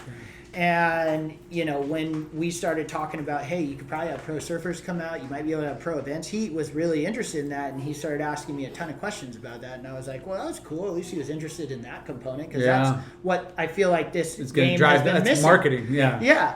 And we left the meeting, and I was like, yeah, I mean, I highly doubt that'll happen. And then, like, 2 weeks later, you know, they hit me up and was like, yeah, we got a contract. Like, it's on. It's going to happen. Was numbers already thrown out? Like, hey, this is, you have the spot, and we think it's going to cost around this? Like, yeah, and I, you know, at this point, I've sat in a ton of those meetings before, and those are always meaningless. That number that gets thrown out will inflate, and there'll be delays, and you know, there's just it. We got a veteran here, dude. I know. He's savvy on. Ish. He looks at it and goes, "I call bullshit." Yeah. That's pretty awesome. Yeah. But he was in, you know, and he had the means as far as financially, and he had the property, and it's Texas, and he could do whatever he wants. So when he said, "I want to do this," what were the costs? Like, what did American Wave Company say? It's going to cost you this much. And is it like a licensee? I don't know if I would get in trouble saying that's that. fine. Okay. By No, then. that's fine. We don't want to put you on that spot, but it's millions. Okay. All of these wave pools are going to be in the millions. Yeah. For sure. Just to construct, you know. And this guy was committed to the millions of making a... Yep, because he already had a cable park. He had the big giant slip. He had the property. He had the property. The water. And he had the water, you know. And he was in a really unique situation of, you know, where he... it wasn't starting from pulled scratch. us off. And you sold it to him. We helped. Definitely helped. Yeah. Definitely sat there and helped. Yeah. I'd say, you know, myself and Finn and obviously the technology, you know, held up. Yeah. But we didn't know that at the time. Like, we didn't know if it was going to friggin' work. Yeah. Like, at all. And it gets more interesting because we sold it to him, and then me and the owners of American Wave kind of had a falling out like 6 months later. Before breaking ground or after? They were breaking ground, and I'll just leave it at that. But we kind of had a falling out, and I was like, whatever, I'll just keep doing the sunscreen thing, and I just want to surf it when it gets built, you know. But the owner reached out to me directly, like 2 months after, Stuart, and was like, hey, man, like, I don't know any surfers. Like, do you want to run this thing? I'm like, well, you know, I'm not really working with him anymore. He's like, yeah, but, like, I kind of like you, and, you know, like, I'm coming out to San Diego. You sold him. Yeah. I mean, definitely had a hand in it. Yeah. And for sure, he did a little research in the background. Yeah. He knows the language. Like, he doesn't know anything. And Guaranteed. You know everything. Redtide was the deciding factor if he was going to put millions of dollars in this thing. For sure. Right? Well, I'm flattered, Yeah. and I like to think I played a good role in Yeah. it. But we met in San Diego, and then the main thing was, you know, we had a kid at the time. We were living in Oceanside, and it was like, hey, like, babe, like, do you want to move to Waco? Try it out. Yeah. I mean, why not? You know, and like do this, you That's know? so She epic. Kind of cool. No. Yeah. Yeah. Yeah, I'm like, why don't we go visit? You know, so we go visit, and you know, they picked us up in this cool like stretch limo bus. They thing. schmoozed What you year for was sure. this? What year was this? It was 2017. Okay. Yeah. And we took a tour. We hung out. We stayed at one of the cabins on the property. Ooh, glamorous. It was hilarious, dude. We went wake surfing. Cabin you know? or like They're cabins. So no, there's a cabin on the other side behind the trees. I don't know if you took a tour. No. Okay, so there's multiple little houses over there that he built, and this one had like a giant spring-fed jacuzzi and stuff. Like, it was pretty nice. Wow, okay. And it was called the Beaver House because he had a big stuffed beaver above the fireplace. So we stayed in the Beaver. We ended up living in the Beaver while we were working there. And you know, she was like, yeah, let's Try do it it. out. Let's go. That's cool. You know, so we like told him, yeah, we'll do it, man. You know, let's go. And What did he offer you? Like, he offered living on the property, like no living expenses, everything's Food, paid for, yeah. food, all that, you know, and then you make a paycheck, like that's it. Were you able to and then like- I was like, hey, but I want my wife to have a job. And he's like, yeah, absolutely, she can help out, you know, which ended up being crucial because you know she ran the bookings and the. she ran the whole front of Yeah. house. Yeah. So was it a lucrative? business as far as like Well, You your were salary able to, and you were able to save money. And yeah, live, I like- just squirreled away money for, from paycheck. It wasn't like I wasn't making like hundreds of thousands of dollars. Like I was just making a decent wage, and so was she. But we weren't paying anything to anyone. I mean, the coolest thing about working in Texas, no state taxes. So like you don't pay any taxes. We're blowing paying. it. You weren't paying. We're blowing it. Like you said, you weren't paying for rent or Nothing. mortgage or nothing. Zero. But you were getting salary. Mm-hmm. Yeah. And I mean, like I got to go push a button and like surf. Did they need Whenever a new I want. operator? They need a new operator. Yeah. CHO. Right? The weird part though is the whole. So we get out there and it's a dirt hole still. Like the chambers are not even. There's no slab on top of them yet. The blowers aren't in yet. They kind of arrived right when we get there, and the blowers are the fans that you hear ramping up when you're waiting for a wave. And so we watched the thing kind of come together with the finishing touches. That's cool. And then I helped install the liner. And this is about a 2-3 month period. And then it's like, okay, the whole time I'm super stressed because we don't know if it's going to work yet, And the owner of American Wave comes out and I'm asking him like, hey, okay, so when we fill up, because I'm trying to figure out how I'm going to run this business, like where am I taking off and where am I kicking out? And so he shows me where we're taking off and where we're kicking out, and he could not have been further away on either. He was completely out, like 200 feet off. Was he a surfer? No, he boogie boards. But it's that And all they had was a model. the scale model. Yeah. Oh my god. So we didn't So know. this is the full test, This is a real life. Wow. full scale test pool. Yeah. Okay. Yeah. So I would wake up at times and just think, shit, what if this thing's just like Waikiki? What if it can't do anything beyond that? It's like, oh, well, we'll do a year and then figure it out, So, you're having all this anxiety, you're kind of tripping, you're fully committed, and you're just, I'm working with a roofing crew, laying down the liner and stuff, and living in Texas and kind of figuring out what Texans are and the whole deal. And the owner's just like, yeah, man, start interviewing people. And I'm like, who the hell am I going to interview? So you got appointed To run the pool. do everything that had to do with the pool. Yeah, for the most part, not everything. So basically everything that has to do with the surfing experience. Yeah. So how many waves we run in a set, how the sets are spaced out, how many guys are in a session at one time, how long is a session, all of the above. Yeah. You had to come up with everything. Everything. The manual, the SOP, standard operating procedure. Yes, write the book. Pretty much. The cool thing that I did have that helped was that Austin facility.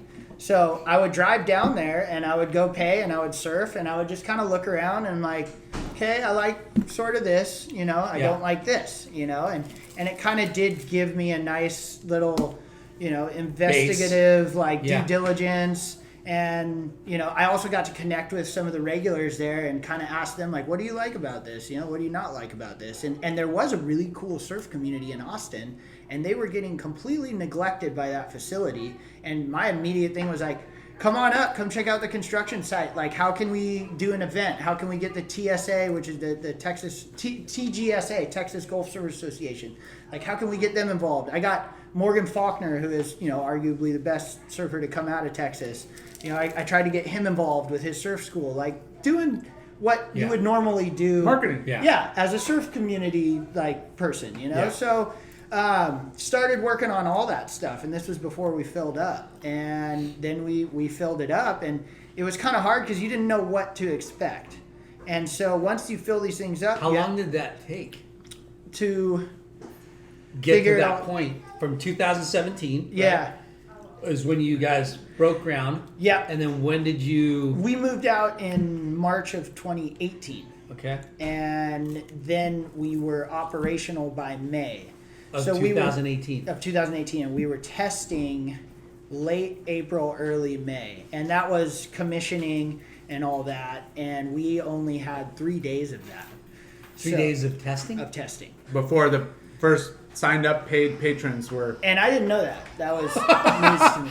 Yeah. Wait, you didn't know? So I didn't know what the plan. Like, he never told me the plan or anything. We turned it on. We're making waves, and And this is where it got kind of weird too with American wave machines. So, obviously you have this system and you have these controls of what's happening behind the wall, and that's how you create and make waves.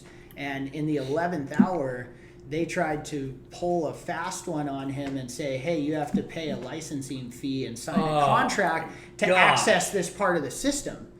So I kind of flipped out because I knew exactly what that meant. I'm like, so wait, whatever we make right now, you guys are going to take off and I can't adjust this? And they're Computer-wise. yeah. And they're like, yeah. They could hijack your computer and... Well, you don't have access. You don't have the ability to change. Right. It's like if you're... Here's the wave. Yeah. When Russell's right, you got to pay a licensing fee. Yeah, or adjust it, right? So... Oh my God. And this was like, I was livid. Like, I was ready to, I was freaking out, dude. I'm like, I'm out here. I'm helping you guys by, getting the whole surf community behind it. You sold it. It's working. Yeah. We got Jamie O'Brien out here.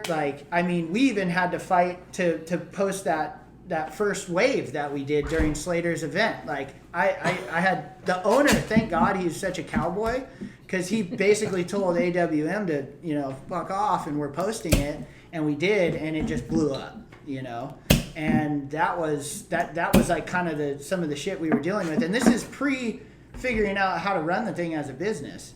Wow. So they take off, I'm locked out of the system, they leave me with a wave setting you guys probably haven't even surfed, the real close together 3 waves.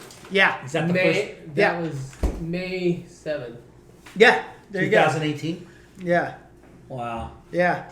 So we didn't plan that to do it with Kelly Slater's the first event at Surf Ranch. It just happened to be those were the days that it turned on, and we got Jamie out and we got the content. And that night before the event, we kind of looked at each other and we're like, should we throw a post out during the event? I'm like, perfect time. Everyone's talking about wave pools. There's the first wave pool event going on. It's like, so we all wanted to do it, and then we were getting pushback from the tech guys, and then we did it, and it unfolded really cool in that way. We got all the visibility. We got people. My phone was pretty much on fire. Just I didn't even know what to do, because I'm still figuring out. All right, they left me with these 3 waves, and the 3-wave set that they left me with was a 4-second interval between waves. And it's actually my favorite setting, but it is for the general public. I mean, it was gnarly. Quick. Oh, dude, it was terrifying. I was just in the tower, okay, just getting ready to extract someone for a spinal out of this pool. You got a young girl, an older guy who says he's an expert, and he can't even, barely paddle, and he's going straight over the falls, and it was just danger chaos, zone, dude. Chaos. The other funny thing was before we even went to opened it up to charge for sessions, we kind of had some groups come in who bought season passes. The owner decided to sell season passes when it was still dirt. So dude, I just got kind of that's what I call an entrepreneur. Hey, I was just reacting. BYOB, show up, it's it's loose there. Loose. It's Texas. It's Texas. Yeah. There's no beach. You No. want to go party, it's you're going in Austin and spending all these money at the W or all the fancy pools, or you're going to Fully. barbecue tailgate. Fully. I love it. So I'm just tripping, dude. Oh my God. This is kind of intense. And the first day before we started limiting the capacity, so the owner was torn, right? And this is what happens with a lot of the guys that finance these things. He's like, so you're telling me we need to have less people in the water, but the American Wave Machine people are telling me we can have 20 people out there. I'm like, that's a really bad idea. He's like, well, they're the experts, so we got to try it. I'm like, it's a really bad idea. He's like, okay, well, we're going to do it. They said it. I'm like, all right, send 20 guys out there, because we had 30 season pass holders. I'm like, 20 of you guys go out. They go out, turn on the sets. I'm sitting next to them in the tower watching it. 10 minutes in, guy burns another guy. Guy starts throwing his arms up. They're paddling towards each other. Get on the mic, cut everything. Hey, get out of the water. Almost had a fight. Wow. So the cool thing about him was he wasn't one of those guys that sits on the sword. He looked at me. He's like, that's a really bad idea. Yeah. I'm like, thank you. He's all, how many people should we have out there? I'm like, 9. You know, just rotate. 3 sets, rotate. three, yeah. Rotate. Everybody gets enough. Pull them out. We start doing the rotation. It's working. It sucks. It's not sucks, but it's hard to explain to somebody real life situations when they don't know what exactly that looks like. Exactly. Right? Yes. You've been a surfer all your life. You surfed waves everywhere in this world, and you know the conditions. But this guy's Not conditions like wind, whatever, but you know people. Yeah. And the surf tribe. Yeah. You know how they are. You know how they are, but also like how many, the capacity it takes, right? Like it's a small takeoff zone. A small takeoff zone, and like, okay, if the waves are 4-second intervals, if you have 30 people, they're all going to run into each other. It's a terrible idea. The money that you made, you're going to lose because they're never going to come back. they're never going to come But back. you set it up. He got a visual. He saw the outcome, and then you get past that hurdle, and then it's like, okay, look, this is what we're gonna do. And then it's like, okay, Why are these people killing each other? But then we still have the problem of the waves are too close together, and I'm just like, hey, dude, you gotta get these guys on the horn and give me access to this thing so I can space these waves out a little more, dude. Like it's terrible. So we had 2 weeks of running it close together, and we were going back and forth with these guys on the emails, and basically it took us telling them that, like, hey, someone's going to get really injured, and then it's going to be a really bad Under your under your name. Yeah, and I'm telling you, I need to change it, and you're not letting me. So they finally send the engineer out, and he has to enter the password, and then I get on the system. The cost And you're over his shoulder looking at the password, and like, we had a camera pointing down when he did it. Because like it became a thing between the owner and the tech company. Like it was bad blood. This has got to be challenging for them because this is make or break. This is the first prototype, and if they're not going to let it have the potential that it has, nobody's ever going to invest in this again. You know, so it's like they want to make money and they see the revenue stream. And I want to do it for the sport. A lot of it. Like I see the potential. The wave's good. We made the air section the second day. And it was like, and they weren't they wanted to just do the point break waves and leave it at that. You're like, No, I was throwing my hands up like, dude, we got to do something more. And when they were out there, there was an engineer that worked for them who actually designed that system. His name's Clement. He's a great guy. And when he was there, he was letting me push the buttons to help make the sections and all that and change the wave. You're like, push these buttons, let me get out there and I'll show you how. That's exactly how it goes. Yeah, it's R&D. Like it's that and then push three. Yeah. Now. No, it's like you give them a little time to lay. Hey, these chambers, these numbers, back them off a little bit, or send out a little impulse to make it cap up. But that's just how important it is to have somebody knowledgeable of surfing because. You could have that tech, but again, R&D is you don't know how to use it. You guys think these like points are beautiful, and this we can get more people, but let me show you how a real surfer wants this. And I want to do a turn, and I want to boost in air. Yeah, and if I could do that, then you're going to get all the best surfers in the world coming to the state. 100%. And I don't want it to feel crowded. And, I don't want it to be too much rotation where I'm dying. I can't keep up with it. Yeah. And each wave being a little different is great. So, that was the challenging part. That was the first, week air or wave two. after day 2. Yeah. It was awesome, dude. And then they locked me out. And then they came back, and I got to help space the waves out. And then we created a new wave because I was like, hey, let me just fuck with it a little bit. Because the intermediate wave they left with us was terrible. So was able to create a new intermediate wave that was really fun. And then they left, and I was locked out again. But it gave us time to just use what we had that was safer and still really fun and work on the operation, the flow. We were getting the booking software in place. We were figuring out when people show up, how to move people around in the water, just, learning on the job with experience. And that was really fun. And then, it's like, hey, I think we can get more out of this system. Like, give me access again, and so fight with them on a bunch of emails, got access to the system, boom, made the double barrel.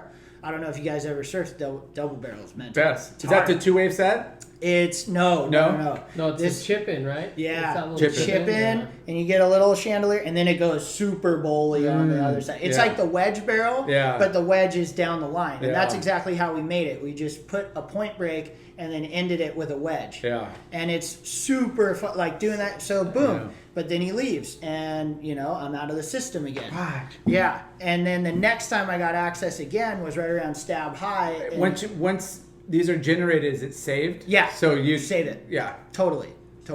How many variations you got? You think out there? We probably had, realistically, when you go all the skill levels, we probably had like 8 different waves, but those are real different waves. And you'll see a lot of these new pools coming out with we got new waves, but go watch the video and you tell me if those are really different waves. Yeah. Not trying to bag anyone, but we know, what was a 2-wave?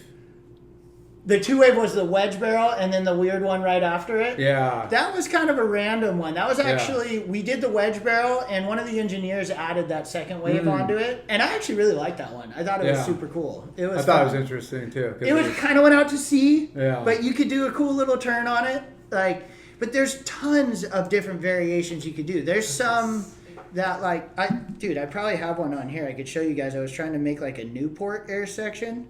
That's a little more down the line than the other one. Here, I can keep talking, but you guys will be psyched on this. So going back to the beginning, you had the wave, the wave pool's done. I remember, and you mentioned it, Jamie O'Brien. Yeah. Right?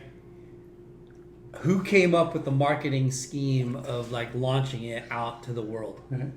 No one. They never. I was working on it. Super what? You see how high that thing launched me? What is super wedge? So the marketing part was us. That was all us, and it's easy. The marketing isn't anything crazy in wave pools. They kind of market themselves. What you gotta content. And what you have to produce is a good wave. Yeah. And then the people will come. It's like Field of Dreams, the surfers will come. So, pretty much, you were selling before even there was waves. You know? And the hype was there. You were able to create waves, and then it blew up. As far as private days, and pros wanted to come out and honestly though, the Jamie O'Brien thing, that was an integral part of why it's so successful. Sure. Right out the gates, because had anybody else surfed it before then? No, that was the plan all along. Me and Jamie had the connection from Body Glove. And he's a good buddy, and I was like, "Hey, do you want to come?" Because I watched those videos. Yeah. And I was like, "Fuck," because it was it almost didn't happen because of the storm. The rain. Yeah. And he had to go. Yeah. And, we were a little bit late on getting it ready to fire. Yeah. And the whole deal. And, so, that was all by design. Yeah, we had him out Seth to do the show. backflip was big, too. And that was a fluke. Seth Belize? Yeah. Was it Josh or Seth? It was Seth. It was Seth. Seth. Yeah. And they showed up.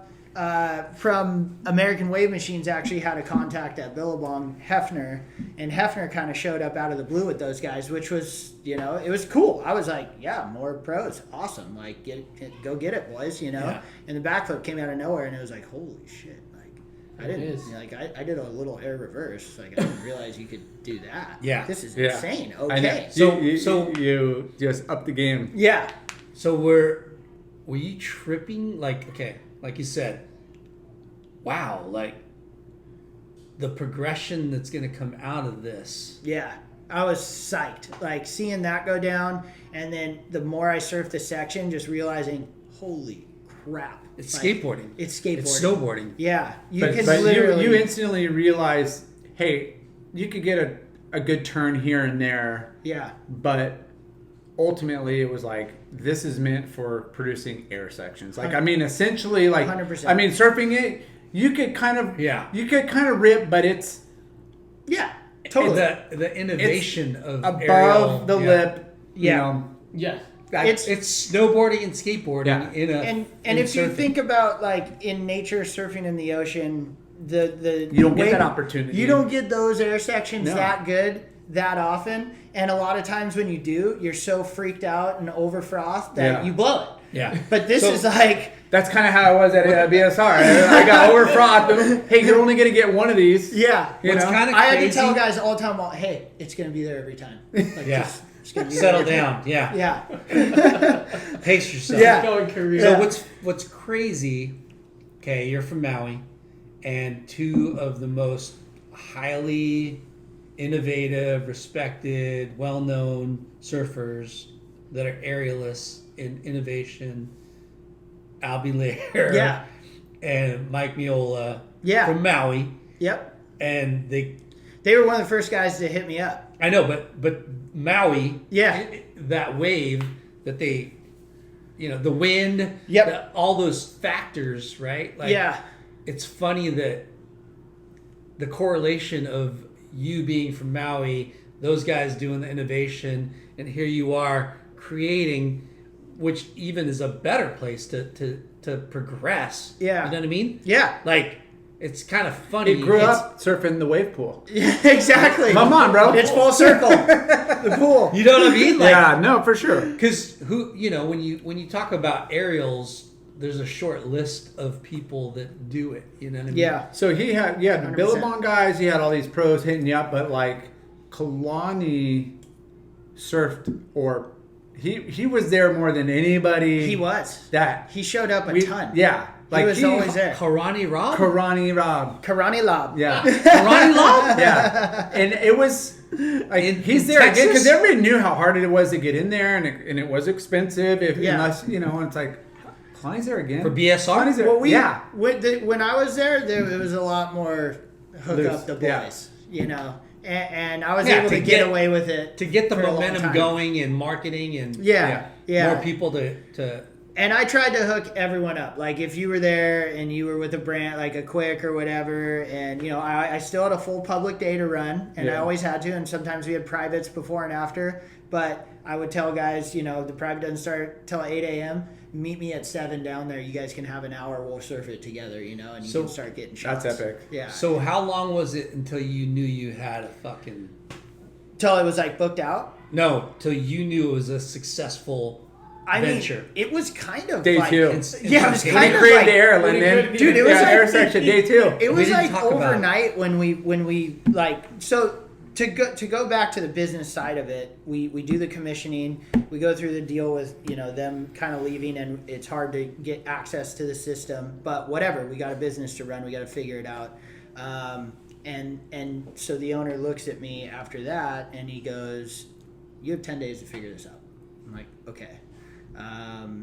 Stuart said you had 10 days to figure 10 this days to figure it out. And in the meantime, we could still kind of just throw some waves, get some season pass holders up there, use them as like session guinea pigs and all that. And then I'm like, all right, so we got to figure out how Like long I the need this thing sessions running are. 10 hours a day, like, and I need this much. Like, was he already calculating out like what he needs to make a day?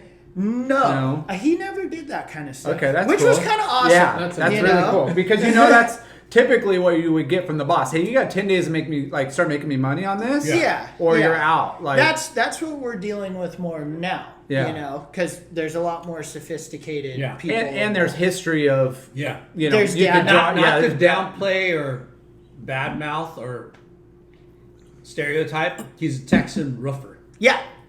He's a businessman, but he's Totally. a Texan roofer. Totally. But what he did recognize was he recognized that pros and authentic surfers were supporting his business and getting him marketing like he'd never seen before, Yeah. and he loved that. And Yeah. he embraced it, which was I great.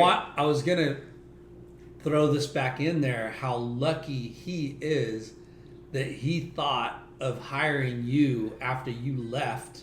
Yeah, I mean, that... You weren't even part of the picture, but he No. remembered you, and Yeah. he's like, he should come run the program here. Because it would probably be a very different wave pool had Yeah. that not happened, Yes. That air section probably wouldn't be there today. So that's the crazy part. And that... Honestly, if he didn't have somebody like you that it saw it and saw the potential in the thing in the first place. Yeah. But then having the connections that you have, It'd be a longboard wave with 30 kooks out. it might not have been happened. It probably though. would have. You know what I mean? Like that, he probably would have. That's what it'd been. He would have listened to put 20 people out there. Yeah. He would have put 20 people out there, and then he would have said the wave's too big, so turn it down, and the thing would probably be a roller. It would be inland. Yeah. Yeah. Yeah. Which is done. Yeah. And that's kind of where, you know, and I love seeing it now. A lot more people, pros, other wave technologies tapping, you know, professional surfers or people that are in and around this industry and grew up with it, because that's what it needs, you know. And there's a lot of money, because obviously it costs a lot of money. So there's a lot of the people with that kind of money aren't used to dealing with people like us. Yeah. But we have to work together. Yeah. So, I mean, you were getting booked, you know, things running, you're getting booked out, and then you get approached from Rip Curl Grom Search or Stab High and coming up with these, you know, conception, you know, events like. So we're firing on all cylinders. Yeah. Like booked out. I mean, the funny story about being booked out, when we were taking calls on the landline with no pre-book software, I was helping at the front counter when I wasn't in the pool, and I'd hang up the phone, it would be ringing, you'd answer, you'd take the booking, you'd hang it up, it would be ringing, literally like this. And it was just... I mean, insane. I've never like these seen wave like pools are not cheap, and you're talking millions and tens of millions. But like, oh, dude, you build it, they will come. They produce. Like they produce, and believe me, there's so many, and this is where it gets into, you know, you can take the data of what you ran at BSR, and then you can go, oh yeah, just rubber stamp that. But that's just one iteration of how you can program these things. I mean, there's so many different ways you can mix it up. Like in Texas it's Texas and raw. Like you said, it's BYOB, and you're in the dirt, you're in the wilderness. Like you can't do that in Palm Springs. Yeah. No. You're gonna have to cater to the high profile LA, San Diego, Orange County mom and the kids, and you know, you're gonna have to have fancy this and that. But that's only gonna elevate totally everything. And so it's not a bad thing. And we have a good foundation going into it, you know. So first week you're pretty much it's just crazy. Successful. It's just booked. Stuart's like, holy shit, yeah. Like, we got something going. And then we get hit up for privates by Dave Post. Dave Post was our first private. Really? Oh, yeah. He hit me up and he's like, I want to bring kids out and do something special. And it was like Labor Day. It was May. Or so, what was that, Memorial? Yeah. And so we made time, and I'm like, hey, what do you want to charge for like a private hour? We'll do it before the day. And he just throws out a number, and we tell Dave, and they're good with it, and they come out, and so then we start the private program. Yeah. You know, and then we have, you know, bookended day, privates before the public, and then a private after the public until the lights gone, because we didn't have lights at the time. And we just start running that, and it just starts booking. I mean, it's just going. So, you know?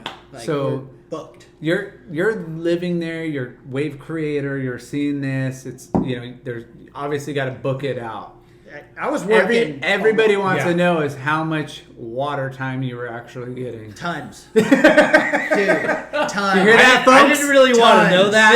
Yeah. To be perfectly that honest, was specifically a question. I was like, okay. Yeah. Tell me you got tons. You're living in Waco. Yeah. You better be surfing a lot. That was part of the deal going into it. He told me I could surf it whenever, as much as I want. You know. Yeah. Obviously, make sure employee benefits. So yeah. So yeah, it was awesome. The all the brands started hitting you up. Totally. Rip Curl, like Laura was talking about. Yeah. Rip Curl, Stab High.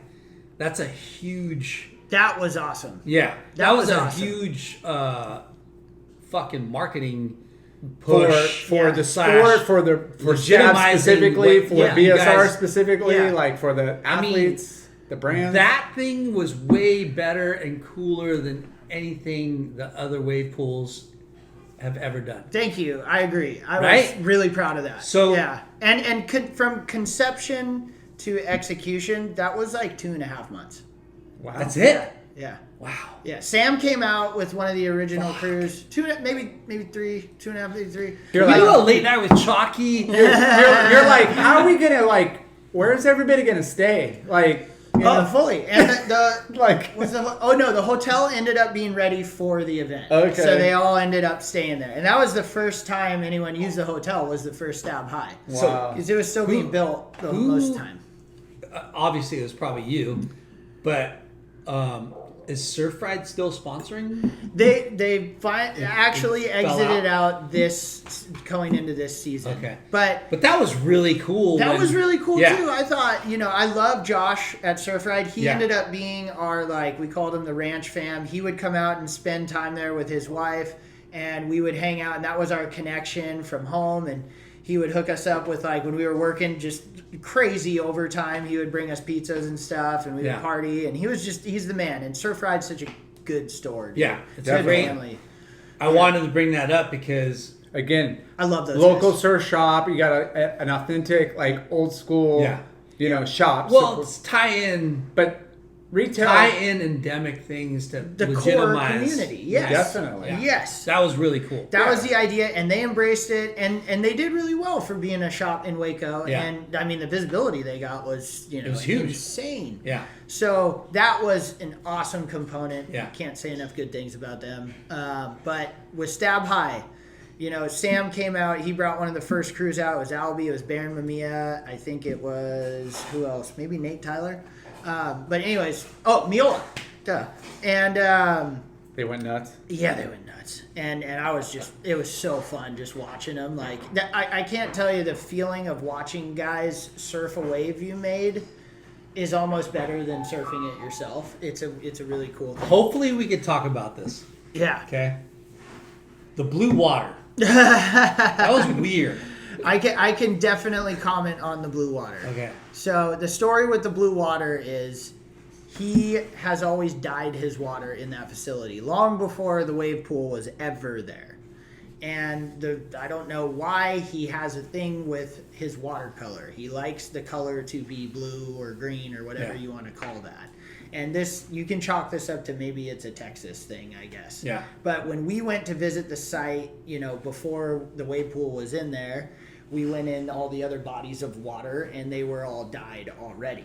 Yeah. So fast forward to we filled up the wave pool. There was no dye in it. And I asked him the night before, hey, dude, you should probably not dye this thing because we think there's going to be a lot of surfers who come from California and kind of, they're a little more rootsy, granola, a little more hippie. They're probably going to appreciate a natural look, They're probably, if you dye it, they might kind of trip out, which it was the case. They did.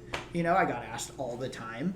And anyways, so I made the comment, went to bed, woke up the next day, thing was Water's blue.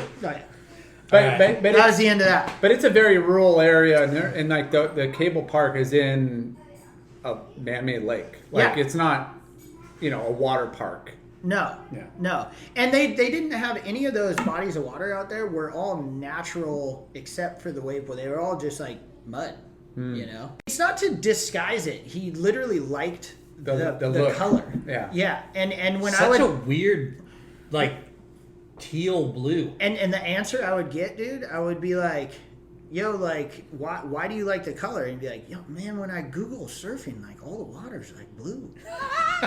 He's all, you don't see the water moccasins swimming next to you. I'm all, dude, Yeah. these are the things that I would just, whatever. Yeah. No, that's you're talking to somebody that's not a surfer, and that's what he envisioned. Totally.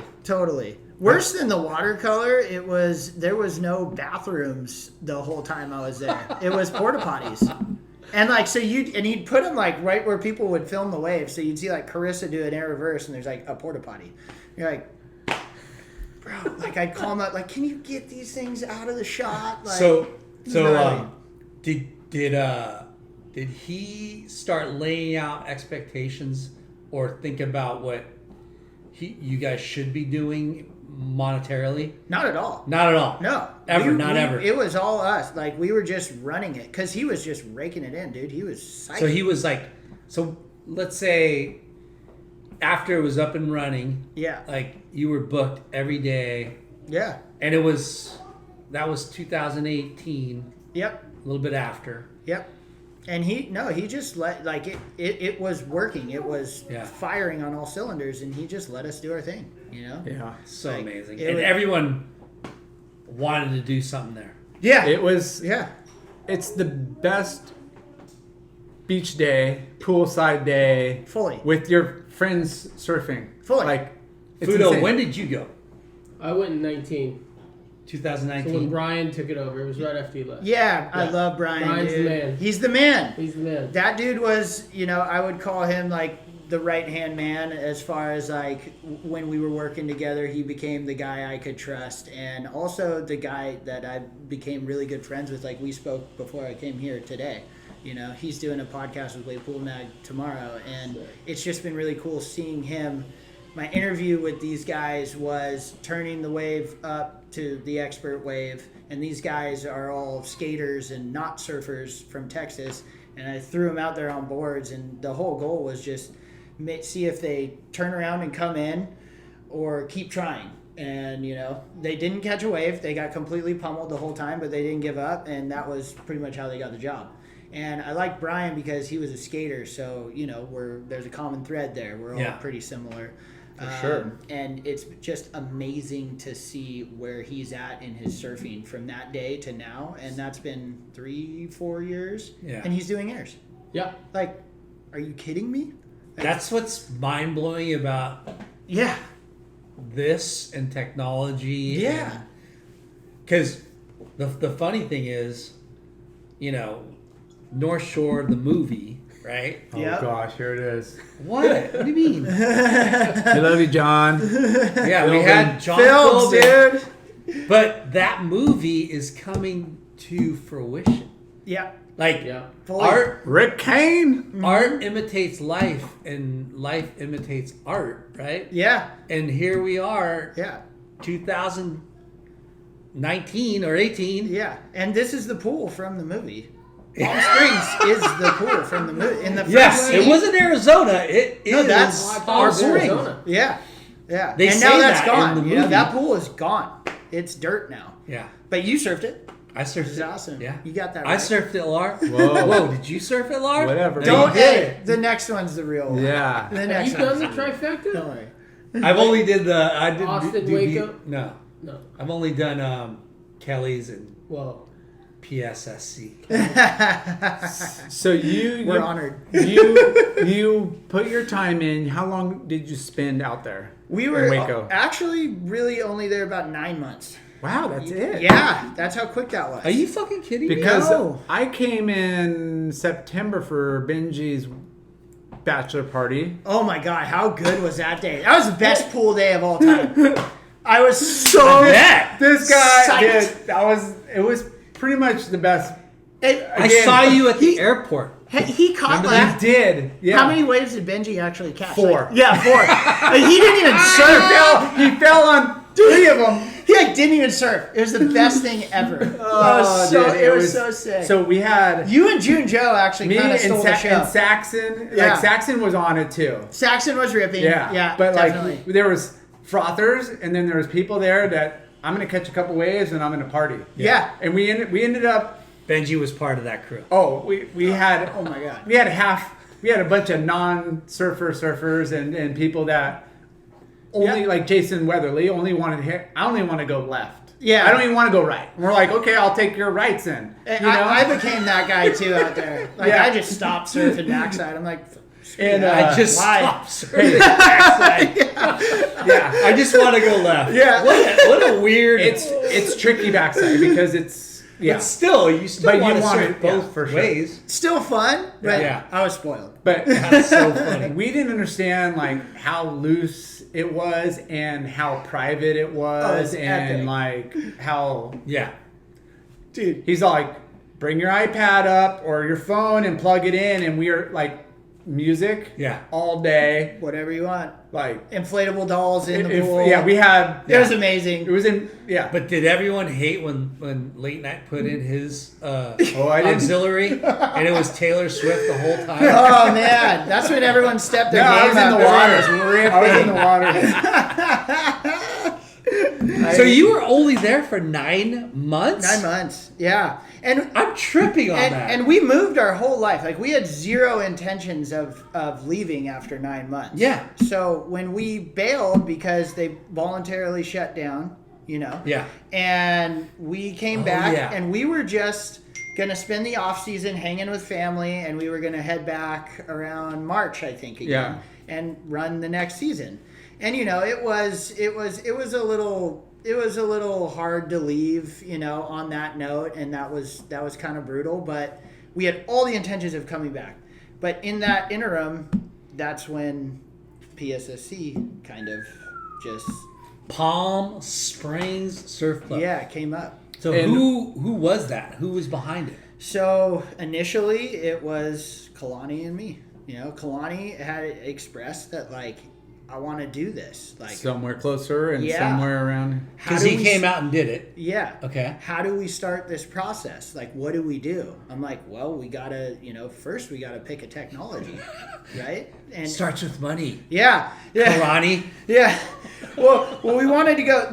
I was like, hey, this system that Waco uses is great, but you don't want to go down the road with these guys on a business level because, as I've told you guys, I mean, if you want to deal with that, cool. If you don't, I didn't want to deal with it again because I experienced it. And if it's going to be something that we own, we want it to be something else. And during So Kalani is the...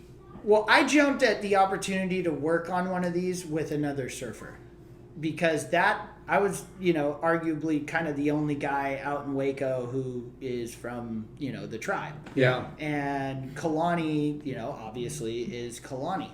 So, like, yeah, absolutely. Like, let's talk about this. Like, having you involved, having me involved, this is already huge, but we got to get a tech. And while I was in Waco, I had been reached out by another pneumatic tech, and that being Surflock, and that is Tom Lochtefeld. And Tom is the guy who invented the Flow Rider, and he's also been at this game trying to create artificial waves longer than anyone. The owners of American Wave Machines were actually employees of Tom's before they left to make American Wave Machines. Oh. Yeah, so it gets real... You just keep giving us little tidbits that just blow minds. Yeah, now you're seeing the big picture, huh? Yeah. Yeah. It's been a conspiracy You're theory. seeing the web of pools? Dude, deep state pools. This is deep state? So Tom's like, I'm over these guys. They kind of took my gig. He basically called me to be like, how you doing? Like, I'm stoked on the success, and I want to tell you that I have another technology, and it is pneumatic. While you were there? Yeah, while I was there. Okay. And I took his call because, to be honest, I was kind of like, dude, I got so much going on. Like, and I had a bad taste in my mouth about dealing with tech companies.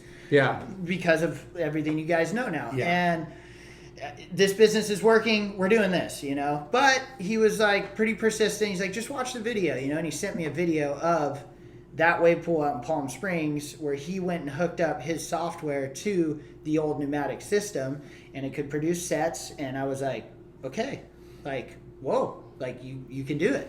I'm like, just right, this is really cool. Same pump, same everything, just software. That is so change. weird. Software and case-on design, and I probably can't give away too much more because I don't want to get in trouble with him. No, for sure.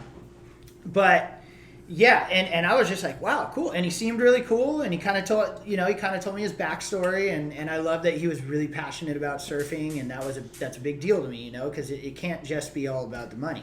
Yeah. And he is genuinely passionate about the surf. So I talked to him a little bit, got some advice, told him what was going on, and just went down the road. And I'm like, hey, if I ever have an opportunity, I'll come check out your deal. And Kalani hit me up, and I'm like, let's go down and check out Surflock. Let's just see how it is. So that came up. Tom said, hey, I have this. And you put that on the back burner. Yeah. And then Kalani hit you up. Yeah, out of the blue. After we left BSR, and I had known about Tom's tech at BSR, and then we left, and then Kalani starts talking to me once we're back in California for the off season, and then we meet up. We go down to Tom's, and he has scale models. So you come back from because this is funny. This is crazy. Yeah. Because you come back from BSR thinking you're gonna go back to BSR. Totally. But you had this conversation with Tom Locke. Yeah. And then out of the blue, Kalani says, I want to do this. Yeah. Right? Yeah. And you're like, well, fucking funny that you mentioned that. Yeah. I had a conversation with Tom Locke. Yeah. Totally. Yeah. That's kind of crazy. Yeah. But the big hook for me to actually pursue it and get aggressive about it was the fact that Kalani wanted to be a part of it. That's what I'm saying. Yeah. It's so weird that you had no intention of creating another wave pool. No. But you had this conversation with Yeah. the guy, Yeah. and then you come home Yep. with no intent, with intentions of going back to BSR. Yep. But then Kalani Rob says, "I want to do this with you. Yeah. We should do this together. Yeah. How do we make this happen?" And you're like, Starts with it's the weird, but I had a conversation and Yeah.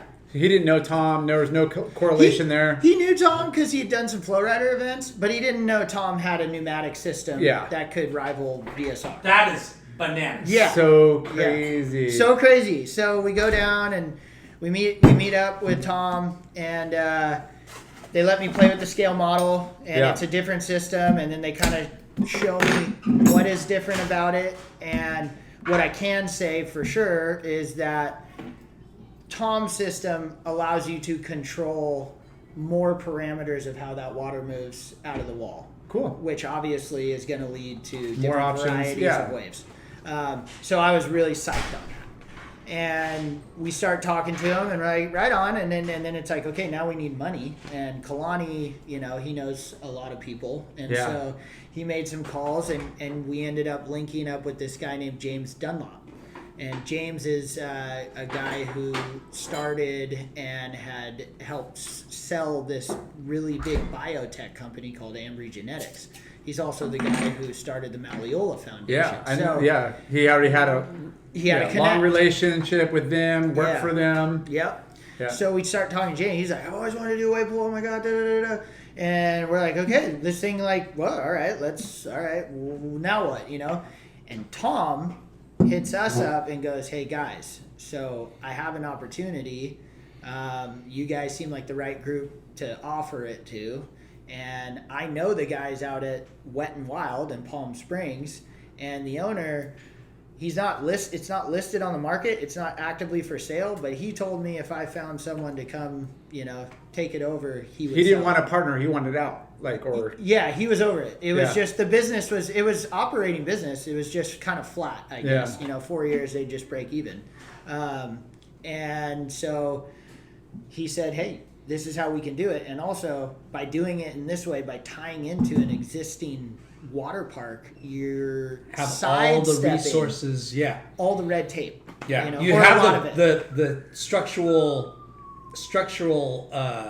elements to make something that you're looking to make, and the access to the water, the entitlements. You have the power, the alcohol. We got the liquor license. We got all the water elements, everything. All the liquid.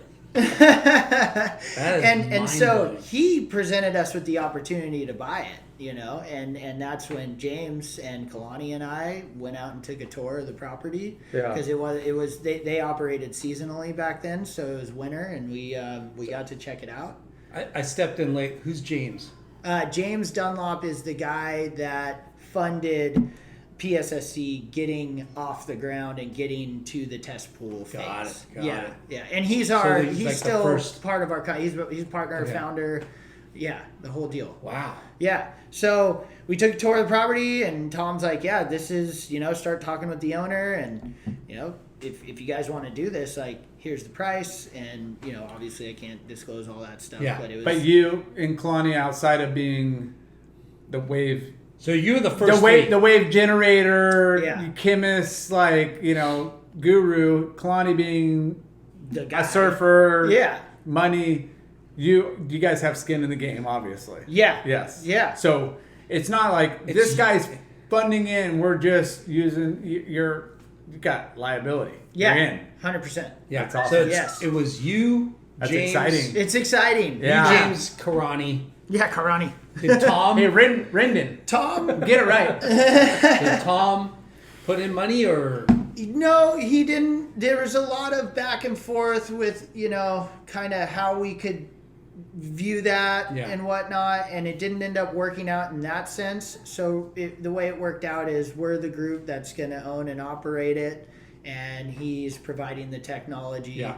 And he obviously provided us with the opportunity to buy the park. And then, there's more details there, but that's boring. yeah? But you guys broke ground as a test facility with the new Right. chamber. What do you call it? Caissons. Caissons. So the plan was, to utilize the existing pool footprint, bottom, it's all there. Just demo the old building that housed the old equipment, build a new building and put new equipment in and just tie it in. It's basically just an upgrade. Yeah. And so we did that, and it took about a year of construction, a lot of time delays, a lot of drama. So which was there this always is. 2018 then? 2018. Late 2018? Late 19? 2018, we acquired the property, and then early 2019, construction started on the new Wave building, and we did some demo of the existing other buildings and whatnot, and then we also formed a plan of what the place is going to look and feel like, come up with a name, start building the company. And then we got about a year of construction, and in February of 2020 was when we filled up the test pool. Wow. Yeah, so it took God, that long. that was it, huh? yeah. And you guys had, a ton of Marketing. buzz and content, and We did, and- but it was a little scary at first. Yeah. Because his system's a little different than American Wave, and also you got to remember, we had one component of this system. The pool outline was, as I've explained, not Different. ideal. The bathymetry, bottom contour, not ideal. So when you're building these waves, everything complements each other, so the blowers complement the bottom contour, and it's all engineered and planned out and exact, but we are dealing with something You're that's retrofitting. old. We're retrofitting. Oh. So when we first cranked out waves, it wasn't like BSR where it was just kind of on. Yeah. That was a complete system. I was actually extremely stressed out and kind of having a mild nervous breakdown because it sucked. When You're like, it I came just out of went the from wall, like I was like, this to this, and I signed You're up for like- this. I got skin in the That's game. a cool wake. it's like, dude, what's going on? Yeah. Why is it doubling, tripling up, and not? It's what? Yeah. Tom, dude. And there's a scale model that we've been playing with that was an exact replica of the test pool down at Surflock, which I had spent hours developing little waves and just videoing them and seeing what it could and couldn't do and learning the system. Yeah. Because their controls are a little different than American Wave. Same Premise. theory. Yeah. So it's easy. It's like Super Nintendo and Genesis. They're both video game systems, right? Yeah. Different controller. Yeah. I just need to learn- AB. Yeah. Just need to learn the controller, right? So did it but when it came out of the wall full scale, it was just hot garbage, terrible. It was Ugh. dude, this is bad. I'm tripping right now. And the funny thing about Tom is he's such a mad scientist. Sometimes he just doesn't explain things. So their system, being more sophisticated, needs to be tuned. So again, to the piano analogy, you build a piano and then you need to tune it, And so Forgot to tell you. piano's out of tune. Yeah, exactly. And so he has these guys who are fluid dynamic PhD guys who they come and they get it in tune, so it comes out of the wall in the right way. Yeah. And then once they got it in tune, that's when I started doing my thing with the waves. Wow. And after that, it took a while. A lot of smart people. Yeah. And then it took a while, even after those guys got, the thing in tune and it was coming out of the wall smoothly. And then, I was learning, how to create waves utilizing the rip and knot, and this pull outline is really difficult to make it punchy. And it did take me probably a couple months before I got it to the point where you guys got to surf it, where we had the grower, we had the slab, we had the left with a punchy section, we had the right with a little section. But that's a testament to the technology. You know, you literally attached a freaking Rolls Royce V12 engine onto a 1980 Honda Accord, and it worked. Right? Yeah. You know? Yeah. Like that was what we did, and so we learned a lot. You know, You put the flex capacitor on. put the flux capacitor on, dude. You know where we're going. We don't need roads. Yeah, We don't were need from roads. 88 Rick Kane, bitch, to 2021. So, you know, once we started getting the waves right and developing them, we started doing our thing with the marketing. The first guy we had in was Dylan Graves, and we did a Weird Waves episode with him, and that was so much fun. And I love Gravesy, and he really helped us out with that, you know. And by the way, Mason's It's so funny how timing and like whatever, it all like happens for the right reasons, and it always, you don't understand, you know, you can't understand why it happens and when it happens, but because Dylan Graves, I mean, no one's talking about Dylan Graves right now, right, and no disrespect, but at that point in time, Dylan Graves with Weird Waves was fucking like one of the things to watch all the time. Like, he was putting out, and we almost missed it. Like, that was by design. You know what I mean? I was communicating with him as we were getting closer, and we were like gonna have him out like the third day because you know, according to Tom, we were gonna turn on and it was gonna be awesome. I forget about And I had Weird to Waves, call and him. I forget about Dylan Graves. But when now that you bring it up, and I remember he was part of or PSSC was part of that, I was like, oh my god, like that was like the height of what Dylan Graves was doing. His kind of resurgence. It was that, and it was Mason Ho's wall slide. Or Well, the two. That biggest, was like way after. Though. I know, but those are the two most memorable things of the. Ben Gravy was there, and Jamie. we had, I know, but you know, like I just meant wow factors. Logan Julian, Snap. Oh, Chucky, dude, I love that Chucky. edit he did with the song from Sick Joy. Oh my That's god, awesome. I can't say enough good things about Chucky, by the way. The board Snap transfer. 4, it's on. the board like rail slide. He did like a fucking weird board Which was slide. cool. We made that wave on demand to I almost drowned there. And know what? Oh, what happened? Remember? To you? What? No, I don't remember. Oh my gosh, Yeah. this guy's so bad. So He needs that to day surf. that I was there, Yeah. I was maybe a little buzzed, maybe a little couple beers deep. It was 122 It was degrees. 122 Yeah, you're degrees. dehydrated. Delusional. But I was like hot, so I jumped in the Swan inner tube. I remember you guys at this and I got dude. sucked in. I was getting sucked into the caissons, and I panicked, and I was like, "Holy shit! I'm gonna get sucked into the fucking whatever that is, the hole." Yeah, and I started swimming, and dude, I swam so hard, and finally like made it to where I could touch ground. Yep. And everyone was laughing. Oh, and I was like, "Fuck all you guys!" Yeah. I almost drowned. Full panic attack. Oh, dude. Yeah. I laughed my ass off afterwards, though, dude. I was Oh, like, it's so what? The pool's gonna eat me. Oh my god. And there's a lot of truth I to heard that. There's an testament to that. MMA guy almost drowned too. Yeah. Like a week before. Same thing. There's a reason it's an R&D prototype pool, and you know, it that's the hardest Stay part. away from the wall. That exactly. Yeah. Use some common sense. That was like This guy. Use some common sense. I This don't guy have doesn't any of have that. any. I'm out of sense. Linden, dry reef, kick out there before you hit the dry reef. Huh? Wait, what? And- I could porpoise into this wave. and Boothie dragged the lifeguard chair into the middle of the pool and was like What? standing on it. I mean, dude, You've seen it all. I've seen it all, and I love it for the boys and everything. But like, it is stressful at times, and especially when you don't have a team and you're full operation running, and it's like a construction site. Yeah. it's stressful. Yeah, liabilities. Yeah. The way that I remember that day too, it was so crazy because you look like a DJ. You know what I mean? You were a DJ.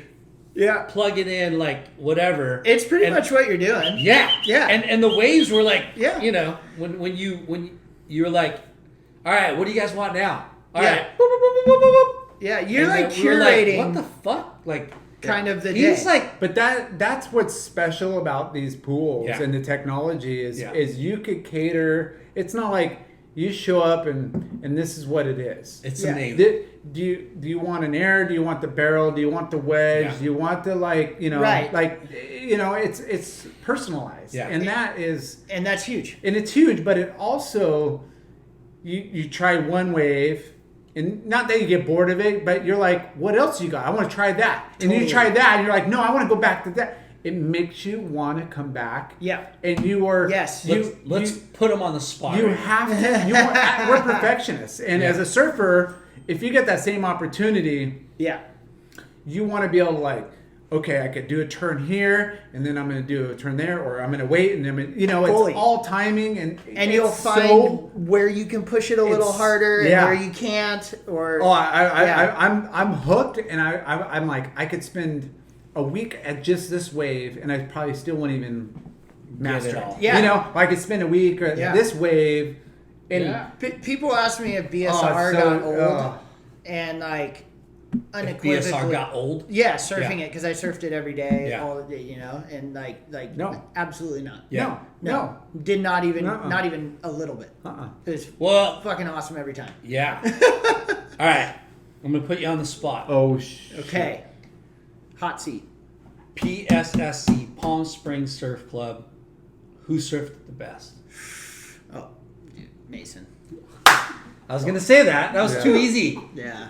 All right, let's talk about that. Let's critique him at that wave. Yeah. I mean, he was doing shit that was just so. He was at home. He was at VLAN. He was Yeah. doing. I'm gonna drop in. I'm gonna do a reverse 360 No, and then no. install, and then I'm Yeah. gonna do a camera transfer Yeah. in the barrel, and then I'm gonna come out and pop an air reverse. Like you're like, wait, that's three things that way too crazy. The two Yeah. ride, the laid back, that was cool. Oh, the stalefish. laid back with the hand on the. Yeah, he was grabbing Stale. stalefish. So he was going stalefish tube ride, and it Yeah. was just so rad. That grower wave was so cool. That thing was the most that's the most natural feeling barrel I've made in a pool by far. That one was cool, and he, exactly what I thought, did not disappoint. High expectations, and he took them even higher, you Yeah. know. And then he's like, I want to try a rail slide, and it's like, can we make a wave? And that. I love when guys do that. Like, yes. Did he ever do one? He got Come back on. in? He never got. Yeah, He back never into made the it. pool. But it was. I think it was a function of the bathymetry, and I couldn't. I don't think get him enough oomph to Yeah. get up there, and I it's think just he needs to be higher up onto the. yeah. Because he was like, Yeah. if you look at where his board is to where the rail is, or Yeah. It's got to be what we really think- high. Yeah, he's got to be higher up onto the. And you need a little more speed, I think, to get that pop, to get enough slide to Yeah. come back down and catch that white water. You gotta have a nice like 4-inch like coping. That's, Yeah. like, big, fatter, Do and you like a remember- PVC Yeah. coping or something. when I was but a it's so Grom, freaking cool. So when I was a cool. Grom, He's so I rad. remember my neighbor had a pool, and we would skimboard, not skimboard, but run and jump on and a then boogie board or skimboard. and then yeah, fucking board slide across Yeah. the coping, yeah. and come back into the pool. I Yeah. gotta say That's this kinda though, like close what- second, Jackson Dorian. Dude, Yeah. Jackson That boy. kid He went is nuts. nuts. He went nuts. It was He's really nuts. such cool. a. It was really cool to see. Yeah, Freaking He's frothing. he's so gnarly awesome. Grom. Yeah, it's really cool to watch So that gnarly. guy. Yeah. So, and then little known secret, Kelly did come and surf it. Why didn't ever get Well, no footage? I have some stuff. Yeah. Are you gonna release it to the Late Night with Chucky podcast? I don't, dude. Honestly, I just don't know the rules with him. You know, Yeah. like I don't know. Man, fuck the rules. Kelly. Kelly, it's not your call. Yeah. Fair game, public property, bro. Luckily that day, it was literally like day of. And this was our new, Who did you come with? Our big investment guy that we pulled in to get this thing over the line. One of them knows Kelly and asked him to come, they told me they were just like, he's a friend and we want him to come surf. I'm like, yeah, right. You were having him do a sniff test, which is totally awesome. Have him come out. Like, I was nervous as hell. It's not secretive what you guys are doing. It's already public. You're already showing. Yeah. It's not like it's going to do any damage. And I can't you believe might as well have that insight. None of that footage ever got leaked out. No, well, out of respect to Kelly, because he's in the wave pool game. They showed him at BSR. Yeah, but they probably before he came, said, or while he was there, they asked. We, being just surfers, we kind of just wanted to let him enjoy it and not try to exploit it because it's Kelly. Can we exploit it then? I don't know. Honestly, I think we gotta have Karani ask him. Karani, I would be happy. So that's awesome. It was sick. He was psyched. psyched. He surfed for like 3.5 hours, and it was really cool because he came in. What time of year? It was like really close to when you guys came. It was right after, and he came in and like after I ran through kind of the hits, the best things I had that you guys all surfed. I had some weird ones that I'm working on because that's kind of how it goes. Like I'll get part of a wave that's pretty good, but then I'm like, I need to get the end section or I need the takeoff better, and I'll save where it is, And I had some weird ones, and he's like, give me your weird stuff. So I gave him the weird stuff, and he was all psyched on it. And he's like, maybe if you did this a little early, and that was like the coolest thing the to get feedback, notes for sure. from Kelly. Well, if anyone's going to give you feedback, Oh, the goat might give you some feedback. Oh, dude, that's my. That's your pool? Okay, well, here you go. Yeah. And that's my favorite thing. And most people's favorite wave was the grower barrel, because it was the one that most people had success with. But my favorite was the slab, and his favorite was the slab, and I was really stoked on that. That was cool. Yeah. So there's pools popping up everywhere, and you're going to have some competition out there in Palm Springs with. There's maybe like Kelly gonna have one out there? two, yeah, three, we walked the site. 2-3 other spots. Yeah, at least. At least. And is Tom like? Is he in? So we have the Tom pool out there, and whenever you are purchasing a wave pool, if anyone's thinking of doing that, make sure you negotiate a good exclusivity radius because that's a part of the deal. You don't want 10 of your same pools popping up next to you. So we kind of have the Coachella Valley on lock with them. But there's an American Wave proposed, there's a Slater, and a Wave Garden. So there's all the big ones. Yeah. They're all proposed out there. But no one's broken ground yet. And as I know, as well as everyone in this game, like it's a lot. It's going to take a long time. So when you guys got the But that's got to feel good that you guys Can you let me talk? No. God damn it. You got to feel good that you guys broke ground and you're the first. Absolutely. First to market. Yeah, first to market is huge, and we got to So get it you done. were first to market in Palm Springs. We should be, It's just the construction again. Like I hate putting dates and times and years, and we've already messed that up with our project by putting, and then COVID hits, and it's like, hey, but it'll be done when it's done. But we're working as fast as we can. When you launched, right? And and then you start hearing, oh shit, Josh Kerr and his group are doing something. Oh shit, Kelly's gonna do something. Yeah. And then there's another one.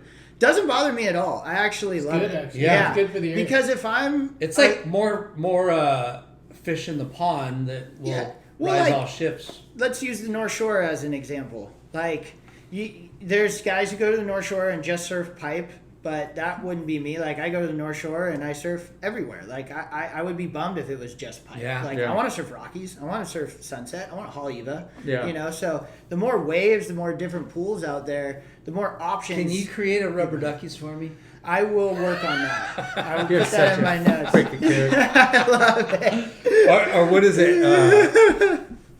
Cammyland. Yeah. Cammies, dude. You I'll got get you a little Monster I'll Mush get you over here. Yeah, Freddy Land. Yeah. Can I get a little Freddy Land? Linden's. Yeah, dude. So I'm definitely aware of all the competition, but to be honest, I view it as complimentary, and like I wish it's those awesome. guys nothing but the best of luck. And I would be super psyched once they're all up and running, and let's hope we are all successful and moving. Triple Crown of Palm Springs. Yes, let's Right? do some. Yeah, Like, dude. come on. Come on. Like, you know, it's They can have a team, we can have a team, we- and we can battle. So me and Lennon- Awesome. Do I see a sponsorship opportunity right now? yeah. Me and Lyndon. Iconic sponsorship Iconic life triple crown of surfing of, of the desert. surfing. Yeah. I love it. And smoking. Yeah. Where do I sign up? Yeah. But we, We'll help. Get high Yeah. on this supply. but we talk about like, you know, the economy and brands and retail and, you know, the industry can't survive on like one or two brands. Like it's Right. all about the collective, you know. Yeah, and if totally. everybody's, you know, collectively doing well, it's good for everybody. And Yeah. I think with what's happening out in Palm Springs collectively with the buzz, the technology, and then one like the success of all the wave pool, you know, that are doing it, Slaters and BSR and you know, where you guys Yep. are breaking ground. I think it's going to be huge for the sport and for the community out there, for the industry. It's just, I think it's a win-win. And it's like, what's that saying? Like, the high tide makes all boats rise? Yeah. You know? Lyndon said fish in the pond, right? Sorry, I don't even know what he's talking about earlier. But I screwed that one up. so we have, they like to go, you guys go out to Palm Springs every summer. Love it. Love it. Yeah. Because of the heat, the pool, hey, cocktails. We're gonna it's close, it's hot. Summer night. But you throw that aspect with a wave for the dads and just like the guys that like, hey, I want to go golf, but you can't golf 4 days in a row unless you're freaking crazy. How many times have you been in Palm Springs, sitting in a pool, And where's the wave? with your cocktail, looking up, you're sweating balls, but Yeah. you're loving it, and you look up, you see the desert. Oh, I'm only seeing other Scenery, things, Lyndon. yeah, I know. Yeah, the mountains. The mountains, and you're seeing, you know, Where's the the camera? desert, The the mountains. desert landscape, and you're like, oh my god, this reminds me of Cabo, right? Yeah. You think Yeah. Cabo, you think of like, what? The only thing that this place needs is waves, Yeah. an ocean. Yeah, it's And always been kind of the here it holy is. grail of wave pools. Even Yeah. before Waco, like we sat at the table at American Wave with people who wanted to do them out in Palm Springs, and that's actually a project that is still ongoing, trying to get through planning and development. So that's been a holy grail. I think Florida is also another holy grail because you have a surf-centric population, and you have a lot of downtime where there's no waves, you know. So there's people who want to surf out there, and then you got, I think Vegas is obviously Vegas. I always thought Vegas would be with the entertainment level, and we knew some surfers in Japan. LVSC. We would go to Japan and Maybe. actually Todd Klein, and when we interviewed Todd Klein when he doesn't Todd Klein. Todd Klein. Oh, So- Todd Klein. there was wave pools and they would do theatrical like, you know, events. Miyazaki. Like, hey, Miyazaki. 10, 12, 2, and 4, you know, they're out there doing the fire and the waves and, you know, the girl, and, you know, it's a whole theatrical thing.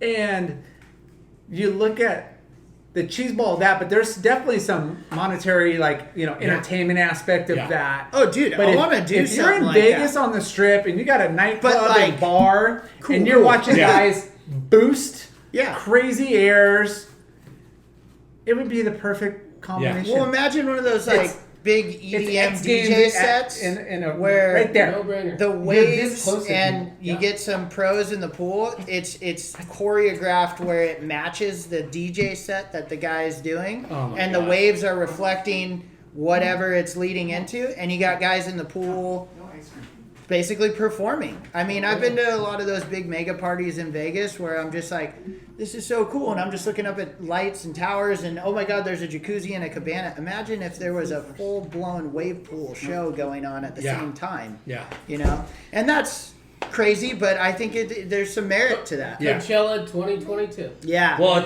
it's funny because, Kelly's wave pool in Lemoore has had some events, and it's shown that Totally. it's a draw. It's a draw, dude. People will go out there and watch events and Stab High. Yeah. People traveled to Stab Waco High. for Yeah. Stab So, High. Something in Palm Springs, which is way more 2 hours from desirable. Yeah. 2 hours Desirable. Orange County, 2 hours from San Diego. Yeah, it's way more desirable in a destination. Yeah. And like amenities and all that. Like, bro, No, it's like, I could say that when there was waves out there and I was living out there, I mean, dude, Wavechella. pretty. whoa. We might have to use that. Whoa. You heard it here first. Wavechella is coming into town. Wavechella.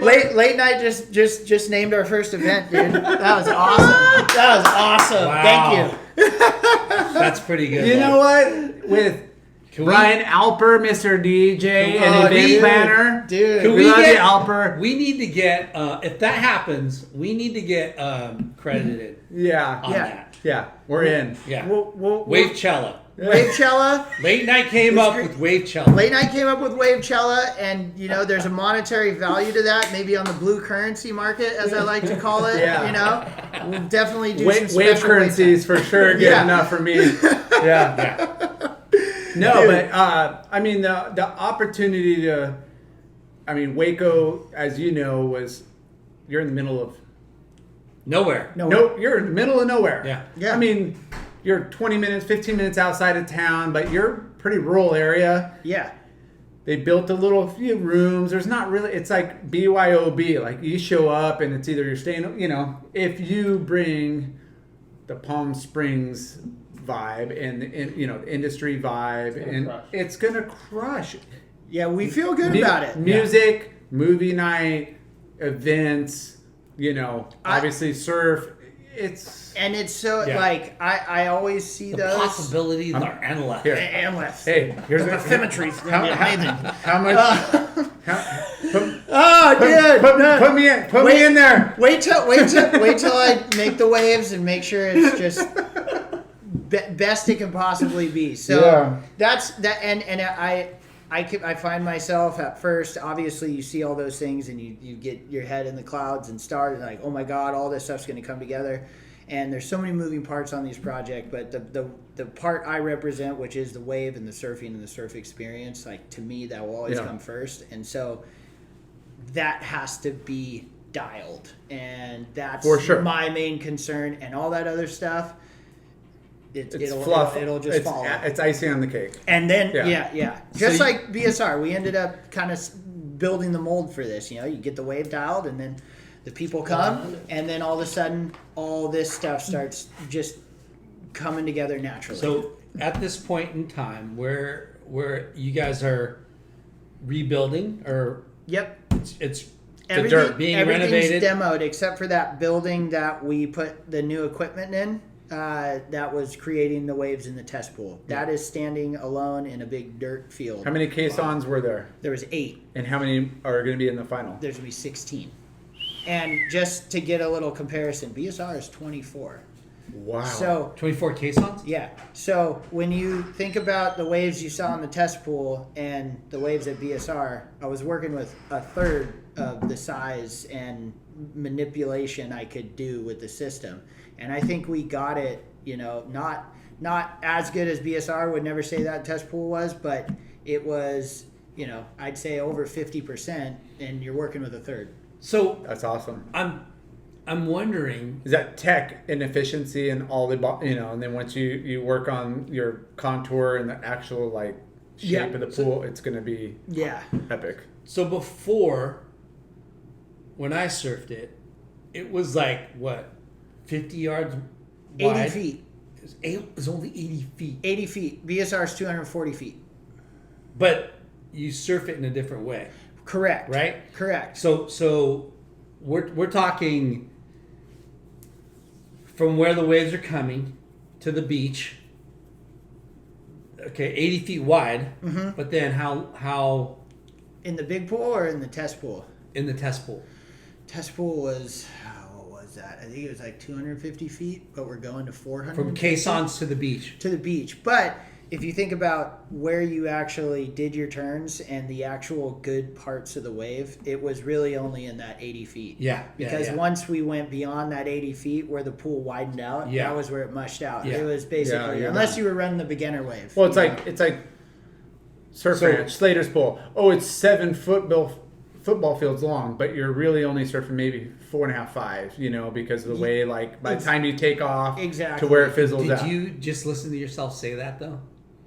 7 football fields? Yeah. To 4.5, 5? Yeah, you're only surfing it for 45 seconds. It's a solid a chunk of time, but still, they all like to embellish like that. They all do that, but I'll be real. Like, you were surfing in 80 feet there. Yeah. And just like BSR is 240 feet, but the wave doesn't break till chamber 5, right? That's where you line up to catch the wave. So that's 50 feet that you're not surfing. So really you're doing, God, I'm terrible at math. I think it's 170 feet or something, of actual ride time. Yeah. So at the test pool, when you step that reef out when it's empty, it was 160 feet. So it was only 10 feet shorter than BSR. But when we started making the waves and we saw that it bent out to sea right there, really we realized you're making it in this little 80-foot rectangle. So you had to fit the tubes, the air sections, everything you wanted to do in that little rectangle. And you're doubling it pretty much. We're tripling it. Tripling it. Yeah.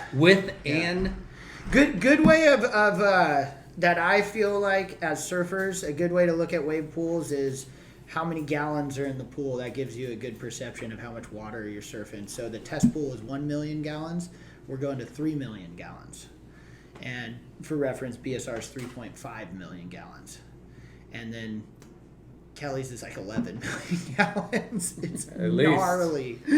Yeah, it's a lot of water. It's freaking crazy big. Yeah. Too big. Nuts. It's nuts. Not the wave, but just the length. I don't, Yeah. But I don't need to surf a wave that long. I don't know. I don't need 2 barrels. Just give me like 2 turns and a sick barrel, and an air section at the end. I think the money, the best length of ride, honestly, is like 15 to 20 seconds. Like that's what I would like to do. That's not what Palm Springs is going to be. It's probably going to be about the same length of ride as BSR, and we would have liked to gone bigger, but we are working. That's the only downfall to utilizing and retrofitting a space. We do have spatial constraints and easements, but we're fitting as much as we can in there. Yeah. But I can only imagine how much better, because it's already. If you were to fucking open a business on existing, you would have a business. Oh, fully. You would have bookings every fucking day, every single hour. You guys were one of the only groups we really let in. I know. We probably turned down 20 other groups. I know. Because it's like, no, dude. Oh, aren't you special? Well, Laura, you must know people. Late night, I mean, membership have its privileges. Oh my god! You don't have any membership anywhere, bro. PX90, bro. South Beach. Who served PSSC and who did it? Yeah, I rest my case. All right, Judge. Hey, well, dude, we are going to have to do this podcast from the real deal PSSC. Yes, we are. Worry. We're gonna hit you up on that for sure. Yeah, didn't you sign that? Here, that right binding here. contract already? It's right here. Totally, dude. Are we doing right like here. a blood oath? Where's the Get the knife out. Yeah. Where's the razor blade? Yeah. Now. Spit. Yeah. Solidify it. Yeah. Instead of blood brothers, we're going to be COVID brothers. Oh my god. Aren't we all? Take your mask off. I don't know. So when is the the expected date of when it opens. opening? Yeah, I hate putting the Don't do timeline it. on it, but Don't do it. I will say construction is underway. It is moving every day. It gets, more and more. And what they're telling us right now is 10 to 12 months. By no means am I standing by that in any way. Yeah. So Yeah, I'm telling you guys and look at everyone the rain we listening just had and what the I snow. know. You now Yeah. know what I know. Yeah. 2022 or 2023? 2022, I think, is safe to put a bet. I would be okay saying 2022. Yeah. Yeah, for sure. Epic. Yeah. So Yeah. you're all in. This is your blood, sweat, and tears and investment. Like And a there's- tooth. That's why I'm missing a tooth. I Yeah. knocked it out. Oh, this surfing guy, the he test he pool. lost a couple. Pulled a tooth. Dude, Yeah. it sucks. Yeah. Yeah, I got a lot into these whole pools, man. Yeah. You wiped out or just I did a backside air and I came down and my knee went into my face. And Wow. I thought I got a fat lip. And when I came in, I was like, cool, no blood. 2 days later, just searing pain. Got to go to the dentist. And she, got an x-ray and she's like, yeah, you fractured your tooth. I'm like, okay, so what do we do? She's like, yeah, I got to pull it out. I'm like, what? I'm like, dude, it's 2020. Like, there's got to be some better solution. Yeah. Like, You gotta save the bundle tooth. that shit. yeah, like, what do you mean? Give Like, me some. like, you can't do any. She's like, no, gotta extract it. So, I'm like, okay, I'm in like the worst pain ever. So, pulled it out and didn't tell me what the process of getting an implant was. It takes like a year. So, I'm just like a pirate for like a year. So, whatever. Yeah. Shit. And then it's got like 4. I thought it was like Bro. 6 weeks. Bro, No. it's like a year. Yeah. You Yeah. have implants? No. Not Yeah, yet. it's gnarly. A root canal and a bunch of crowns. Yeah, And yeah. an implant coming in soon. Oh, dude, I got those to do. There it is! Yes! I love it. fang. Brothers. My fang. Awesome. Wow. Kids love it. That's amazing. They didn't give me one I could do that with, dude. They gave me some weird, like, retainer. I was like, I'm not wearing this thing. Yeah. That's a weird It sucks. retainer, too. That is awesome. it He's sucks. just used to manipulating it. That's good. We're right on, in good Hey, company. I got a good dentist, Dr. Rich Hata in San Juan, Lisa Viejo area. Dude, he's the man. Hook me up. Yeah, we got you covered. Did he Dental pay ain't for cheap. a plug? Yeah, he did. Yeah. Did Yeah, he? Yeah. What do you think's getting fixed over here? Does he operate on the blue currency market? Yeah, he does. He does. Dr. Rich Hata will hook you up. He loves surfing Yeah. and snowboarding. You got to tell him to And sponsor wakeboarding. the podcast, bro. Dude, we talk about it all the time. Well, I think I'm the only one getting hooked up, though. yeah, well, I definitely am not. monetarily, bro, for the show. For the show, man. Rich, you guys have fun in Mammoth? Oh, that's how it works. Yeah. I know. So, Yeah. 2022 Yeah. PSSC. So, tell us about what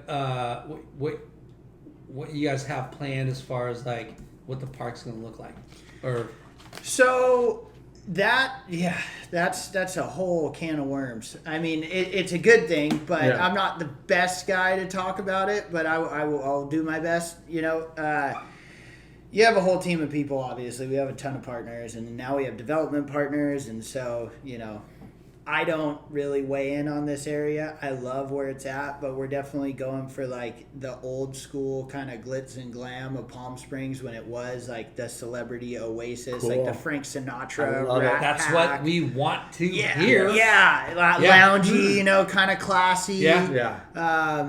Mid-century modern. Plastic, Mid-century concrete, modern. brick, none of this like Yeah. reclaimed wood shit. Yeah. Like anything Shit. fancy. No, we I want want it to see like Rat Pack shit. Yes. I want Rat neon Pack vibes. signs Yeah. and That's- fluorescent. That's what we're going with. There is going to be like a solid like cabana row in there with killer cabanas. You got TVs in there, the Yeah. whole deal. Imagine if we had a late night with Chalky Cabana. Yeah, we can do that. Good. We can make a day of it, I dude, mean, for the podcast. We bring out guests and Interview them there. Yeah. Yeah, dude. Tell Rich Hata to pay for the cabana. And we're Yeah. on. What's up, Rich Hata? Let's do I thought you this. had us. Yeah. Let's do this. No, but I really like the way the whole look and feel is, you know. Like I said, it's not my area, but I'm super Have you seen psyched renderings on it. and all Oh that? yeah, I got all that. We have like this cool little like 3D model that's like tiny, like Zoolander style thing, and it's super fun to like just visualize. Yeah. But it's gonna be able to handle you know events. Bugatti. Yeah. Yeah. No. Was this a wave for ants? Yeah. Like that, that's How literally every people- time I look at it, I think about that. And it's like, it's too good. What does he say? How are people going to live in this? This is too small. When it's not even big enough to read. It's so good, dude. But yeah, it's full Rat Pack vibes, mid-century modern. There's going to be a bunch of F&B. There's going to be like a cafe, 3 bars. Three bars. And they're already existing. We're just revamping them, you know. So we're doing a restaurant component and 2 bars, and one of the bars will have food. Trying to push like a real kind of surfy kind of menu on these guys, or just clue them into like, hey, we love street tacos, we love acai bowls. I'm gunning for like a nasi goreng. Yes. I think that would be amazing, man. right? Yeah, gotta bring the elements of the world. Exactly. Yeah. And all the surfers from all over the world. Yeah, totally. Yeah. Good coffee. Gotta have good coffee. Yeah. That's one thing What we was try that? to get What at was the BSR. sandwich? The peanut butter Joffle. Joffle. Fuck yeah. Oh, you're George Foreman? Yeah. Like that's what the freaking that's what this shit was. It is. It's a George Foreman grill. It's like they for breakfast. It's peanut butter and honey Yeah. And banana. and banana, And the Bali coffee. and then lunch it's fucking Egg and ham and cheese. Oh Yeah. my God. And it's like 2 pieces of toast welded together. Yeah. It's amazing. Welded. Yeah. The Yeah. Joffle. Just back there just oh, it's so good. Yeah, so you know, we're trying to help, you know, add our surf culture influence to everything we can. And I think everyone's going to be really stoked, man. I think people are going to be blown away by the whole facility. I mean, dude, these new development guys we have are pros and they know what they're doing. That's cool. Yeah, and that's been really nice. Well, you're gonna, I think have instant success. I think people are frothing and they're waiting, and there's definitely going to be, you know, other pools coming out, but it's good. Dude, it's good for everybody. It's and good everything. for everybody. And you know Yeah. what? We're stoked to be the first guys in. Definitely. And everyone, including all the other guys who are going out there, are going to learn a lot from what we do, and we're going to learn a lot while we do it. And main thing is to really, like, you know, keep it authentic and, you know, do it in the right way for the surf culture. Make sure we have amateur events. I really want to do surf therapy stuff out there, like Surfers Healing, Malleola, you know, things like that. Yeah. I think it's super important. We really want to get like a surf PE program in there for the Valley high schools. Like, really want to. Wow. I think Kalani do a That was really Yeah, we did a cool. whole day. Yeah. We did a whole day. We had kids from Watts come out with KTLA, and we pushed them into waves. KTLA was it? Yeah, Mark Mester. Mark? Yeah, Mark's my bro, dude. He's Dude, awesome. He's a friend of our show. Yeah. Dude, he rules, man. He's He's epic. classic. He's your news bro, dude. He is. Perfect hair. Oh, perfect. Kind of rips. Yeah. It's good. Camera ready. Yeah, he's the man, dude. Yeah. Love that guy. And then we did, we have, there's actually a group called the East Valley Board Riders out there that they were out there before we even started this project. Shut up. Really? Yeah, and there's this this high school teacher who has like basically formed a full surf club, and she'll pile all these kids from the Coachella Valley into a van, drive them down to Huntington, and take them out surfing in the whitewater. And we heard of these guys, we connected with them, and in the test pool we gave them a whole day. We came out, pushed them into waves, got them all standing up. I mean, it was. That kind of stuff is so important, you know? Yeah. Like, you have to include the community, Yeah. even if they may not be, you know, us that have grown up in it. Yeah. Like, you have a responsibility, I think, if you're going to take the surfing culture and try to monetize it, you got to give back like we do at the beach. You got to treat it like the beach. Well, just think about the kids. Oh, I could go work at Taco Bell or In-N-Out or you know, be a hostess or whatever, or I could go work at BSR because yeah. they push me in the waves and I love it, and I don't live at the beach, but this is epic. Yeah. This Come on. show's not about BSR. This show. I mean, sorry, not BSR. PS. Thanks for correcting me. Way too many acronyms. I know. Lar, bro. I know. Thanks for correcting me. I didn't mean like that, but Can you focus here? It's all good. Did we lose you here? Whoa. We love BSR too, man. I love those guys. Like I talk to them all the time. But and, that's awesome. but that's your guys are doing your community outreach. Yep. All right. Who is going to be the official sponsor surf shop? That is up in the air. And I will say that we have... Who's in the running? We've talked to Surf Ride. We've talked to Laguna Surf and Sport. But we're also maybe looking inward at, potentially taking that on as something we do ourselves. And Nice. no decision has been made as to which direction we're going to go with that. Yeah. But regardless, it has to be a real surf shop, and we have to bring in young kids, and we want to make it that place that we were all discussing before we started the Hanging podcast, out. where it's like, we need somewhere for the shop kids to come hang For out. sure, Hey, yeah. go scrape wax off that board, Grom, and teach them the ways, and get them stoked in the right way and push them in the right direction and show surf videos and everything we had growing up that, the shop represented. So that is a Laguna huge Surf Sport mainstay. shop. Laguna.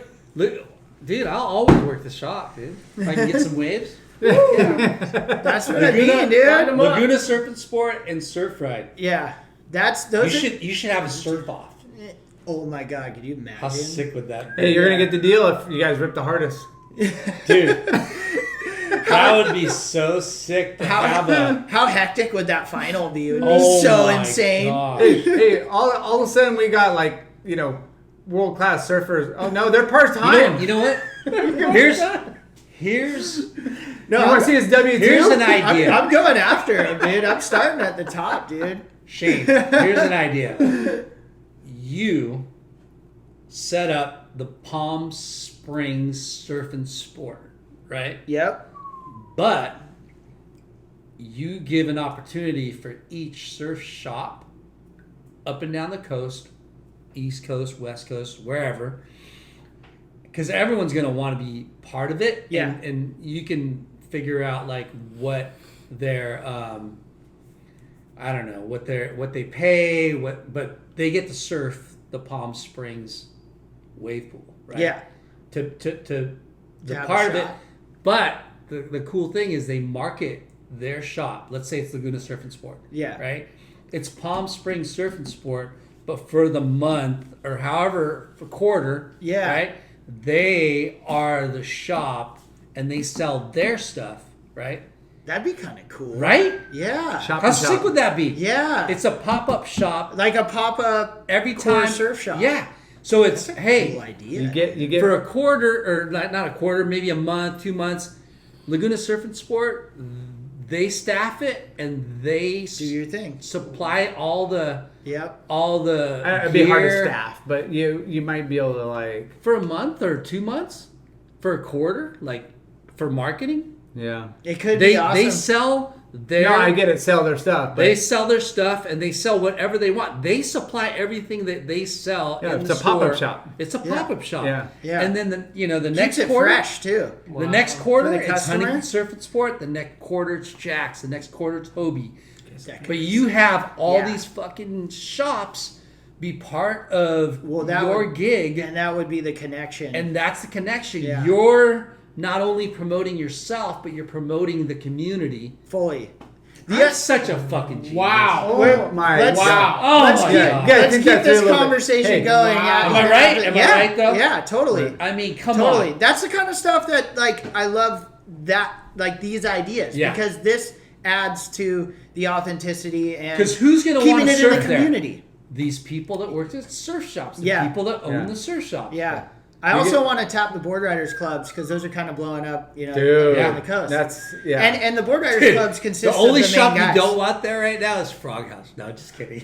Ah! It's all right. They go to Tavarua anyways. No, they would be fun. They would be fun. They would be They're super awesome. they are so good. Yeah. Oh my They're God. freaking. They're Yeah. funny. I love their billboards. But how sick would that be? Yeah. Right? That would be insane. Because you'd have a fresh look Well, and every couple months. It'd be rad for the customer too. It'd be rad for the customer. It'd be super cool because you never know what you're gonna get. You're gonna have repeat customers, and then you're gonna walk in. They're gonna like, oh shit, like yeah, this isn't the same old. This isn't the same shop. Like, these aren't the same people. Like that's kind of cool. Dude, it'd be awesome. It would be. I'm so smart. Dude. I'm a fart smeller. Dude, you do smell. Hey, bro. I think this is the longest episode we've ever had. No, it's not.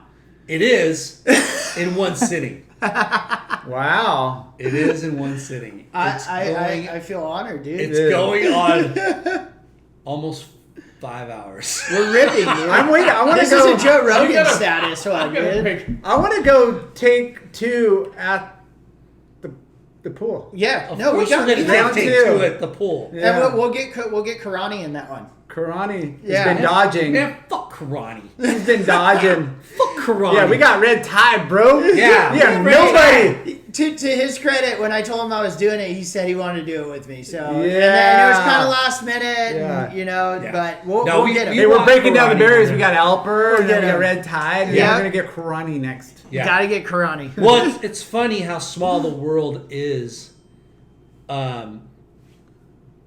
When I went that time, and then I realized that Matt Belden was part of. Oh yeah, he's one of The the group. partners, one of the founders. I was like, "Are you fucking kidding me?" Yeah. Like, Belden, because I don't know Belden that well, but I met Belden yeah. at Kelly's wave pool for Lockie's thing. Oh no way. Yeah.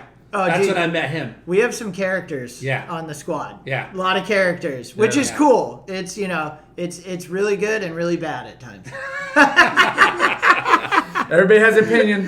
Yeah. Everybody's throwing in their 2 Yeah. cents. But I wouldn't change a thing. Like, That's love, cool. love all these guys. It's awesome. Well, you're off to huge success. Hope so. I think everybody's frothing at the Yeah. bit. We're That's dude, sure. I think as soon as you say you're ready to open up, it's going to be Yeah. floodgates. dude, we're Flood fucking gates. That's what we hope, dude. It's 'Cause- gonna be. Because even like, okay. Through Okay. the struggle of fucking, what's going on in life, COVID, right?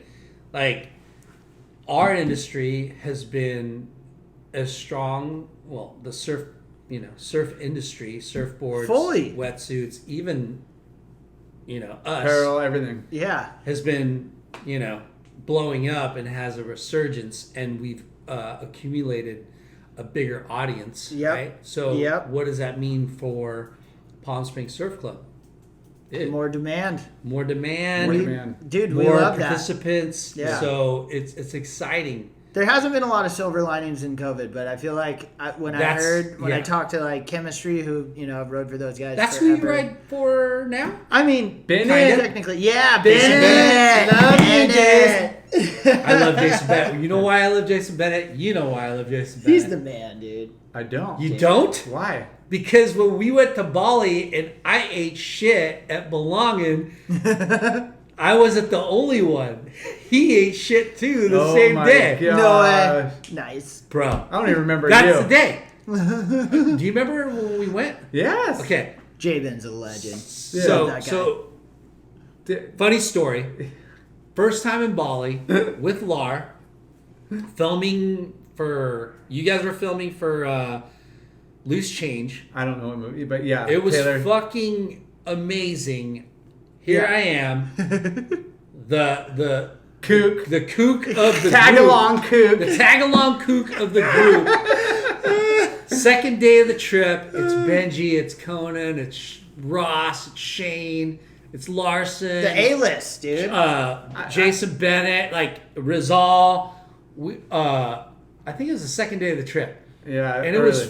it was fun. It was really good. Yeah. Overhead waves at Belongin'. Yep. And I'm paddling out with Benji and Conan, and it was my first session or second session in Bali, first session at Belongin', and I go, what should I look out for? And they're like, really, bro? Like, if you think about the reef, you're not gonna have fun. Yeah. That's what he said, or they said, and I'm like, all right, cool. So paddle out. No, but it was also don't ride the wave till the end. Yeah, because the No one told me that. The end is dry dock. No one told me that. Yeah. So now you guys know what's going to happen. All those boils and everything. So I catch like 4 or 5 waves, right? I'm like, oh my God, Best I'm in ever. fucking Bali. I'm hanging out with all my heroes, right? I catch a wave and ride it and paddle back out, and then some guy falls, and so I'm closer in. Yep. So not realizing it. Spin it. So I catch a wave and ride it, and I'm going down the line. I'm like, I look down, and it's Dry reef. reef. Straight dry reef. And I like look, Yeah, and I'm like, waves oh weird like my that. He does God. this. So No. So I look. No, straight into the lip. So I try to Superman into the wave Okay. to try to go to the other side. Yeah, good call. But I don't Penetrate. cut into just the skip. wave. It fucking pitches me out, Backside, like this. No! and I land Jesus crucified on on my that. back onto the dry reef. And I'm on the beach, and I'm with I think Tom Rulon, Dave MJ. I don't know who's filming him. We're all sitting there, and we're like, here comes Lyndon, Mr. Famous, pump down the line, 100 miles an hour. Okay, kick out, kick out, kick out. No. His fins almost break free, starts sliding, he Oh jumps, my and God, he doesn't dude. even get up and over, just straight. Just body slam. Just and I'm shish like, kebab. oh, and he comes in. My- He's like, my I think I hit. No, wait. Let me Why? tell the story. Freddy Krueger did Let me tell the story. You got smoked. I land on my back on the reef. I stand up after the whitewash passes me by. I stand up. My board shorts are on my ankles. No. And luckily, it would have been ripped off, but my leash was on. Yeah. So the leash Saved you my from trunks. being just butt naked Freddy Krueger. Yep. So I fucking pulled my trunks back up, and I'm like, "Oh shit, that was bad." I start paddling back out, and I paddle up to the Kona, and I go, "Hey, I hit the reef. Does it look bad?" He looks at me. He goes, "You better go in." That's when you know it's bad. Yeah. So we're at the hotel, and I'm like, you gotta sleep on your stomach. I mean, like you gotta lay on your stomach through the night. Somehow through the night, he freaking rolls over And just and sticks. And like in the morning, I look over and he's like, I'm stuck. And I like literally peel this sheet off his back. how'd that feel? Yeah. That must have hurt, You dude. were toast. Oh. You were toast. Full Cookville. Nothing a little alright, mushroom though. shake Yeah. can't help. Well, Hey. it's not about Lyndon. It's not about Lyndon. Yeah, and Why it's are we not talking about me? It's not about you almost drowning at the pool and getting sucked into, Oh my god. Hey, All it's right, we're at 5 hours and 4 it's minutes. about this actor, stuntman, MTV reality star, Hawaiian State champ, and just creator of insane waves Yeah. on dry land. Entrepreneur. Yeah. Thank Dude. you. Yeah. You are an amazing surfer entrepreneur that's going to create legendary experiences That people are going to That's- benefit from. Like, that's people are the going to goal. walk out with for biggest future. smiles. Oh my god. That's the goal. The future of Lyndon might actually do an air one day, Bro, on your how sick would technology. that be? That's That's what I'm counting on, Hey, Lar. That's the only place that's it'll the ever goal. happen. That's what's gonna happen, dude. It can be done. Have the paramedics standing by. Hey, We'll do. can I We just will say a have couple fully things trained that- lifeguard staff. Hey, what is really, really rad is somebody like Tony Magnusson, Yeah. lineage of skateboarding, Yeah. royalty, history, entrepreneur, businessman, and then to find out that fucking he spawned Redtide, Yeah, but- and then his mom, Don't leave out mom. What's mom's name? Jill. Jill. Jill, I Yes. think, has the DNA of. Yeah. That's What the did I say DNA. earlier? Right? Dude. Yeah. Right? Clay Marzo? We Yeah. didn't even talk about Clay. I know. But Because the show's not about Clay Margo. The show is about fucking. But if he comes to Cali, you're gonna hook us up, right? I'll do my best. You might not get too many words out of Clay, but maybe I'll come to help translate subtitles. But wow, your mom. Yeah, dude. Yeah. Has exceptionally people. When we do the Late Night and Chalky podcast at PSSC, maybe we can have Clay as special guest. Yeah, that'd be epic. Cool. There we go. Yeah. There we go. Well, Cheyne or Shane or Magnusson, Magnusson or Magnusson, Cheyenne. It's all about Redtide 83. Thank you. Tide 83. Redtide 83 is the man, and we're so stoked that you hung out for freaking 5 fucking hours and 6 and 40 seconds. And nobody's counting though. I'd hang out for 5 more with you guys. Yeah, this is epic. Just happy to do it. Yeah. Thank you. Yeah. Hey. Wow. Yeah. You're part of history. Yeah. Trying, dude. I know. I don't take it lightly. Right? Like no, I'm you're fired up. creating a slice of history. Not a slice, like a big part of history is happening through what Right you're now. doing. Yeah. Which is pretty fucking amazing. Yeah. Thanks, boys. And that means we're a lot. stoked to have you.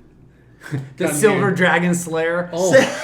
I almost forgot about that guy. Oh, man. Oh my god, the 7 mile. This guy conquered the 7 mile journey to slay the Silver Dragon. With Alex Gray, who you need to get on to Dude, tell his we'll get side him of on. the Silver Dragon Yeah. slay. Well, holy shit! What a The only story's CHO I not know. over. The only CHO what I does know. CHO stand Chief for again? Hydro Officer. Chief Not Hydro. CEO, not COO, Yeah. not Because none of those acronyms or titles matter. yeah. Only Hydro. No. Only CHO. We're creating waves and titles. Yeah. That's what we're doing. I mean, waves come and on. trails. All right. Hey, I'm gonna do one more plug for for our sponsors. all of them.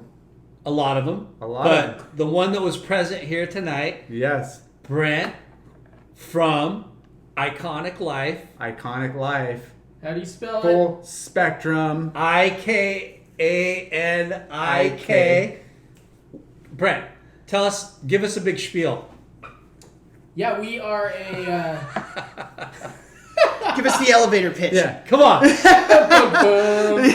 No, it's perfect. Full I'm spectrum. I'm really excited. We have a hemp line, full CBD. We Yep. sponsor Rob Machado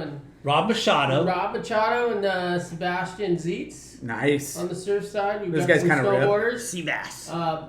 And on the exciting cannabis side, we are opening a retail store out in Palm Springs. So I'm really excited to hear all the stuff that's coming out there. Yeah. I'll be a customer. Yeah. And We're sponsoring, you'll be a con. we're sponsoring you. And, Yeah. and I will be a customer at Palm Springs Surf Club. Yes. So We'll work some We trades. like it. pretty excited. Blue and green currency. Also, we have a cool trucker late night with Chalky hat for Oh, dude. Yes. Check Please. it. Left Coast Novelties. Please. And we got Psyche. Left Coast Novelties, right? left coast. Coast. Left coast. Yeah. Left coast. West. And then also we are sponsored by Ashland. Hard seltzer. And in the hot sun, I don't know if you're sponsored by a drink company. No, dude. Are you? Dude, I'll ride for anyone. I'm Well, this is sponsored by me. alcoholic, but you don't even have to drink alcohol. But Hey. Ashland Hard Seltzer. No, you guys can't see this, but we have a cool lifeguard straw hat Yep. that we're giving Mr. Redtide. Keeps the sun off his fair skin. And a Ashland towel. Dude, I can always use more of these, and this is loose, and I love these guys, by the way, Justin Ooh, yeah. Cote. Nice. Yeah. And next time it's 122 degrees and you come visit, I will be wearing this. Yes. Yes. Sponsored. But dude, Dude, so much fun. dude, too much fun. You Too guys much rule, fun. man. Thank you so much. We want to thank Pata Pata Sushi. Sushi. Pata Sushi hooking us up for Yeah. the sushi. Yep. And yeah, your time. dude. Round 2 will be Yeah. in. And come Well, surf live. like HB when you're, You guys are. I'm officially gonna bug you for the conditions all Please. the time. yeah. Yeah. Don't listen to this guy. He thinks like 2 2 to foot 3 on foot. shores is like going 2 to 3 on. foot fun by You the want pier. the real. You want the real Yeah. opinion. Shane Redtide Magnusson. Yeah, boys. Thank you. Right on. Palm Springs Surf Club. Let's go. Thank you. Yeah. Booyah. This- Love you, boys. Go ahead. What were we going to say? I was just gonna say, love you, boys. Late night and chalky. It's been an honor. Thank you for having me. And yeah, we'll see you out in the desert. In the desert.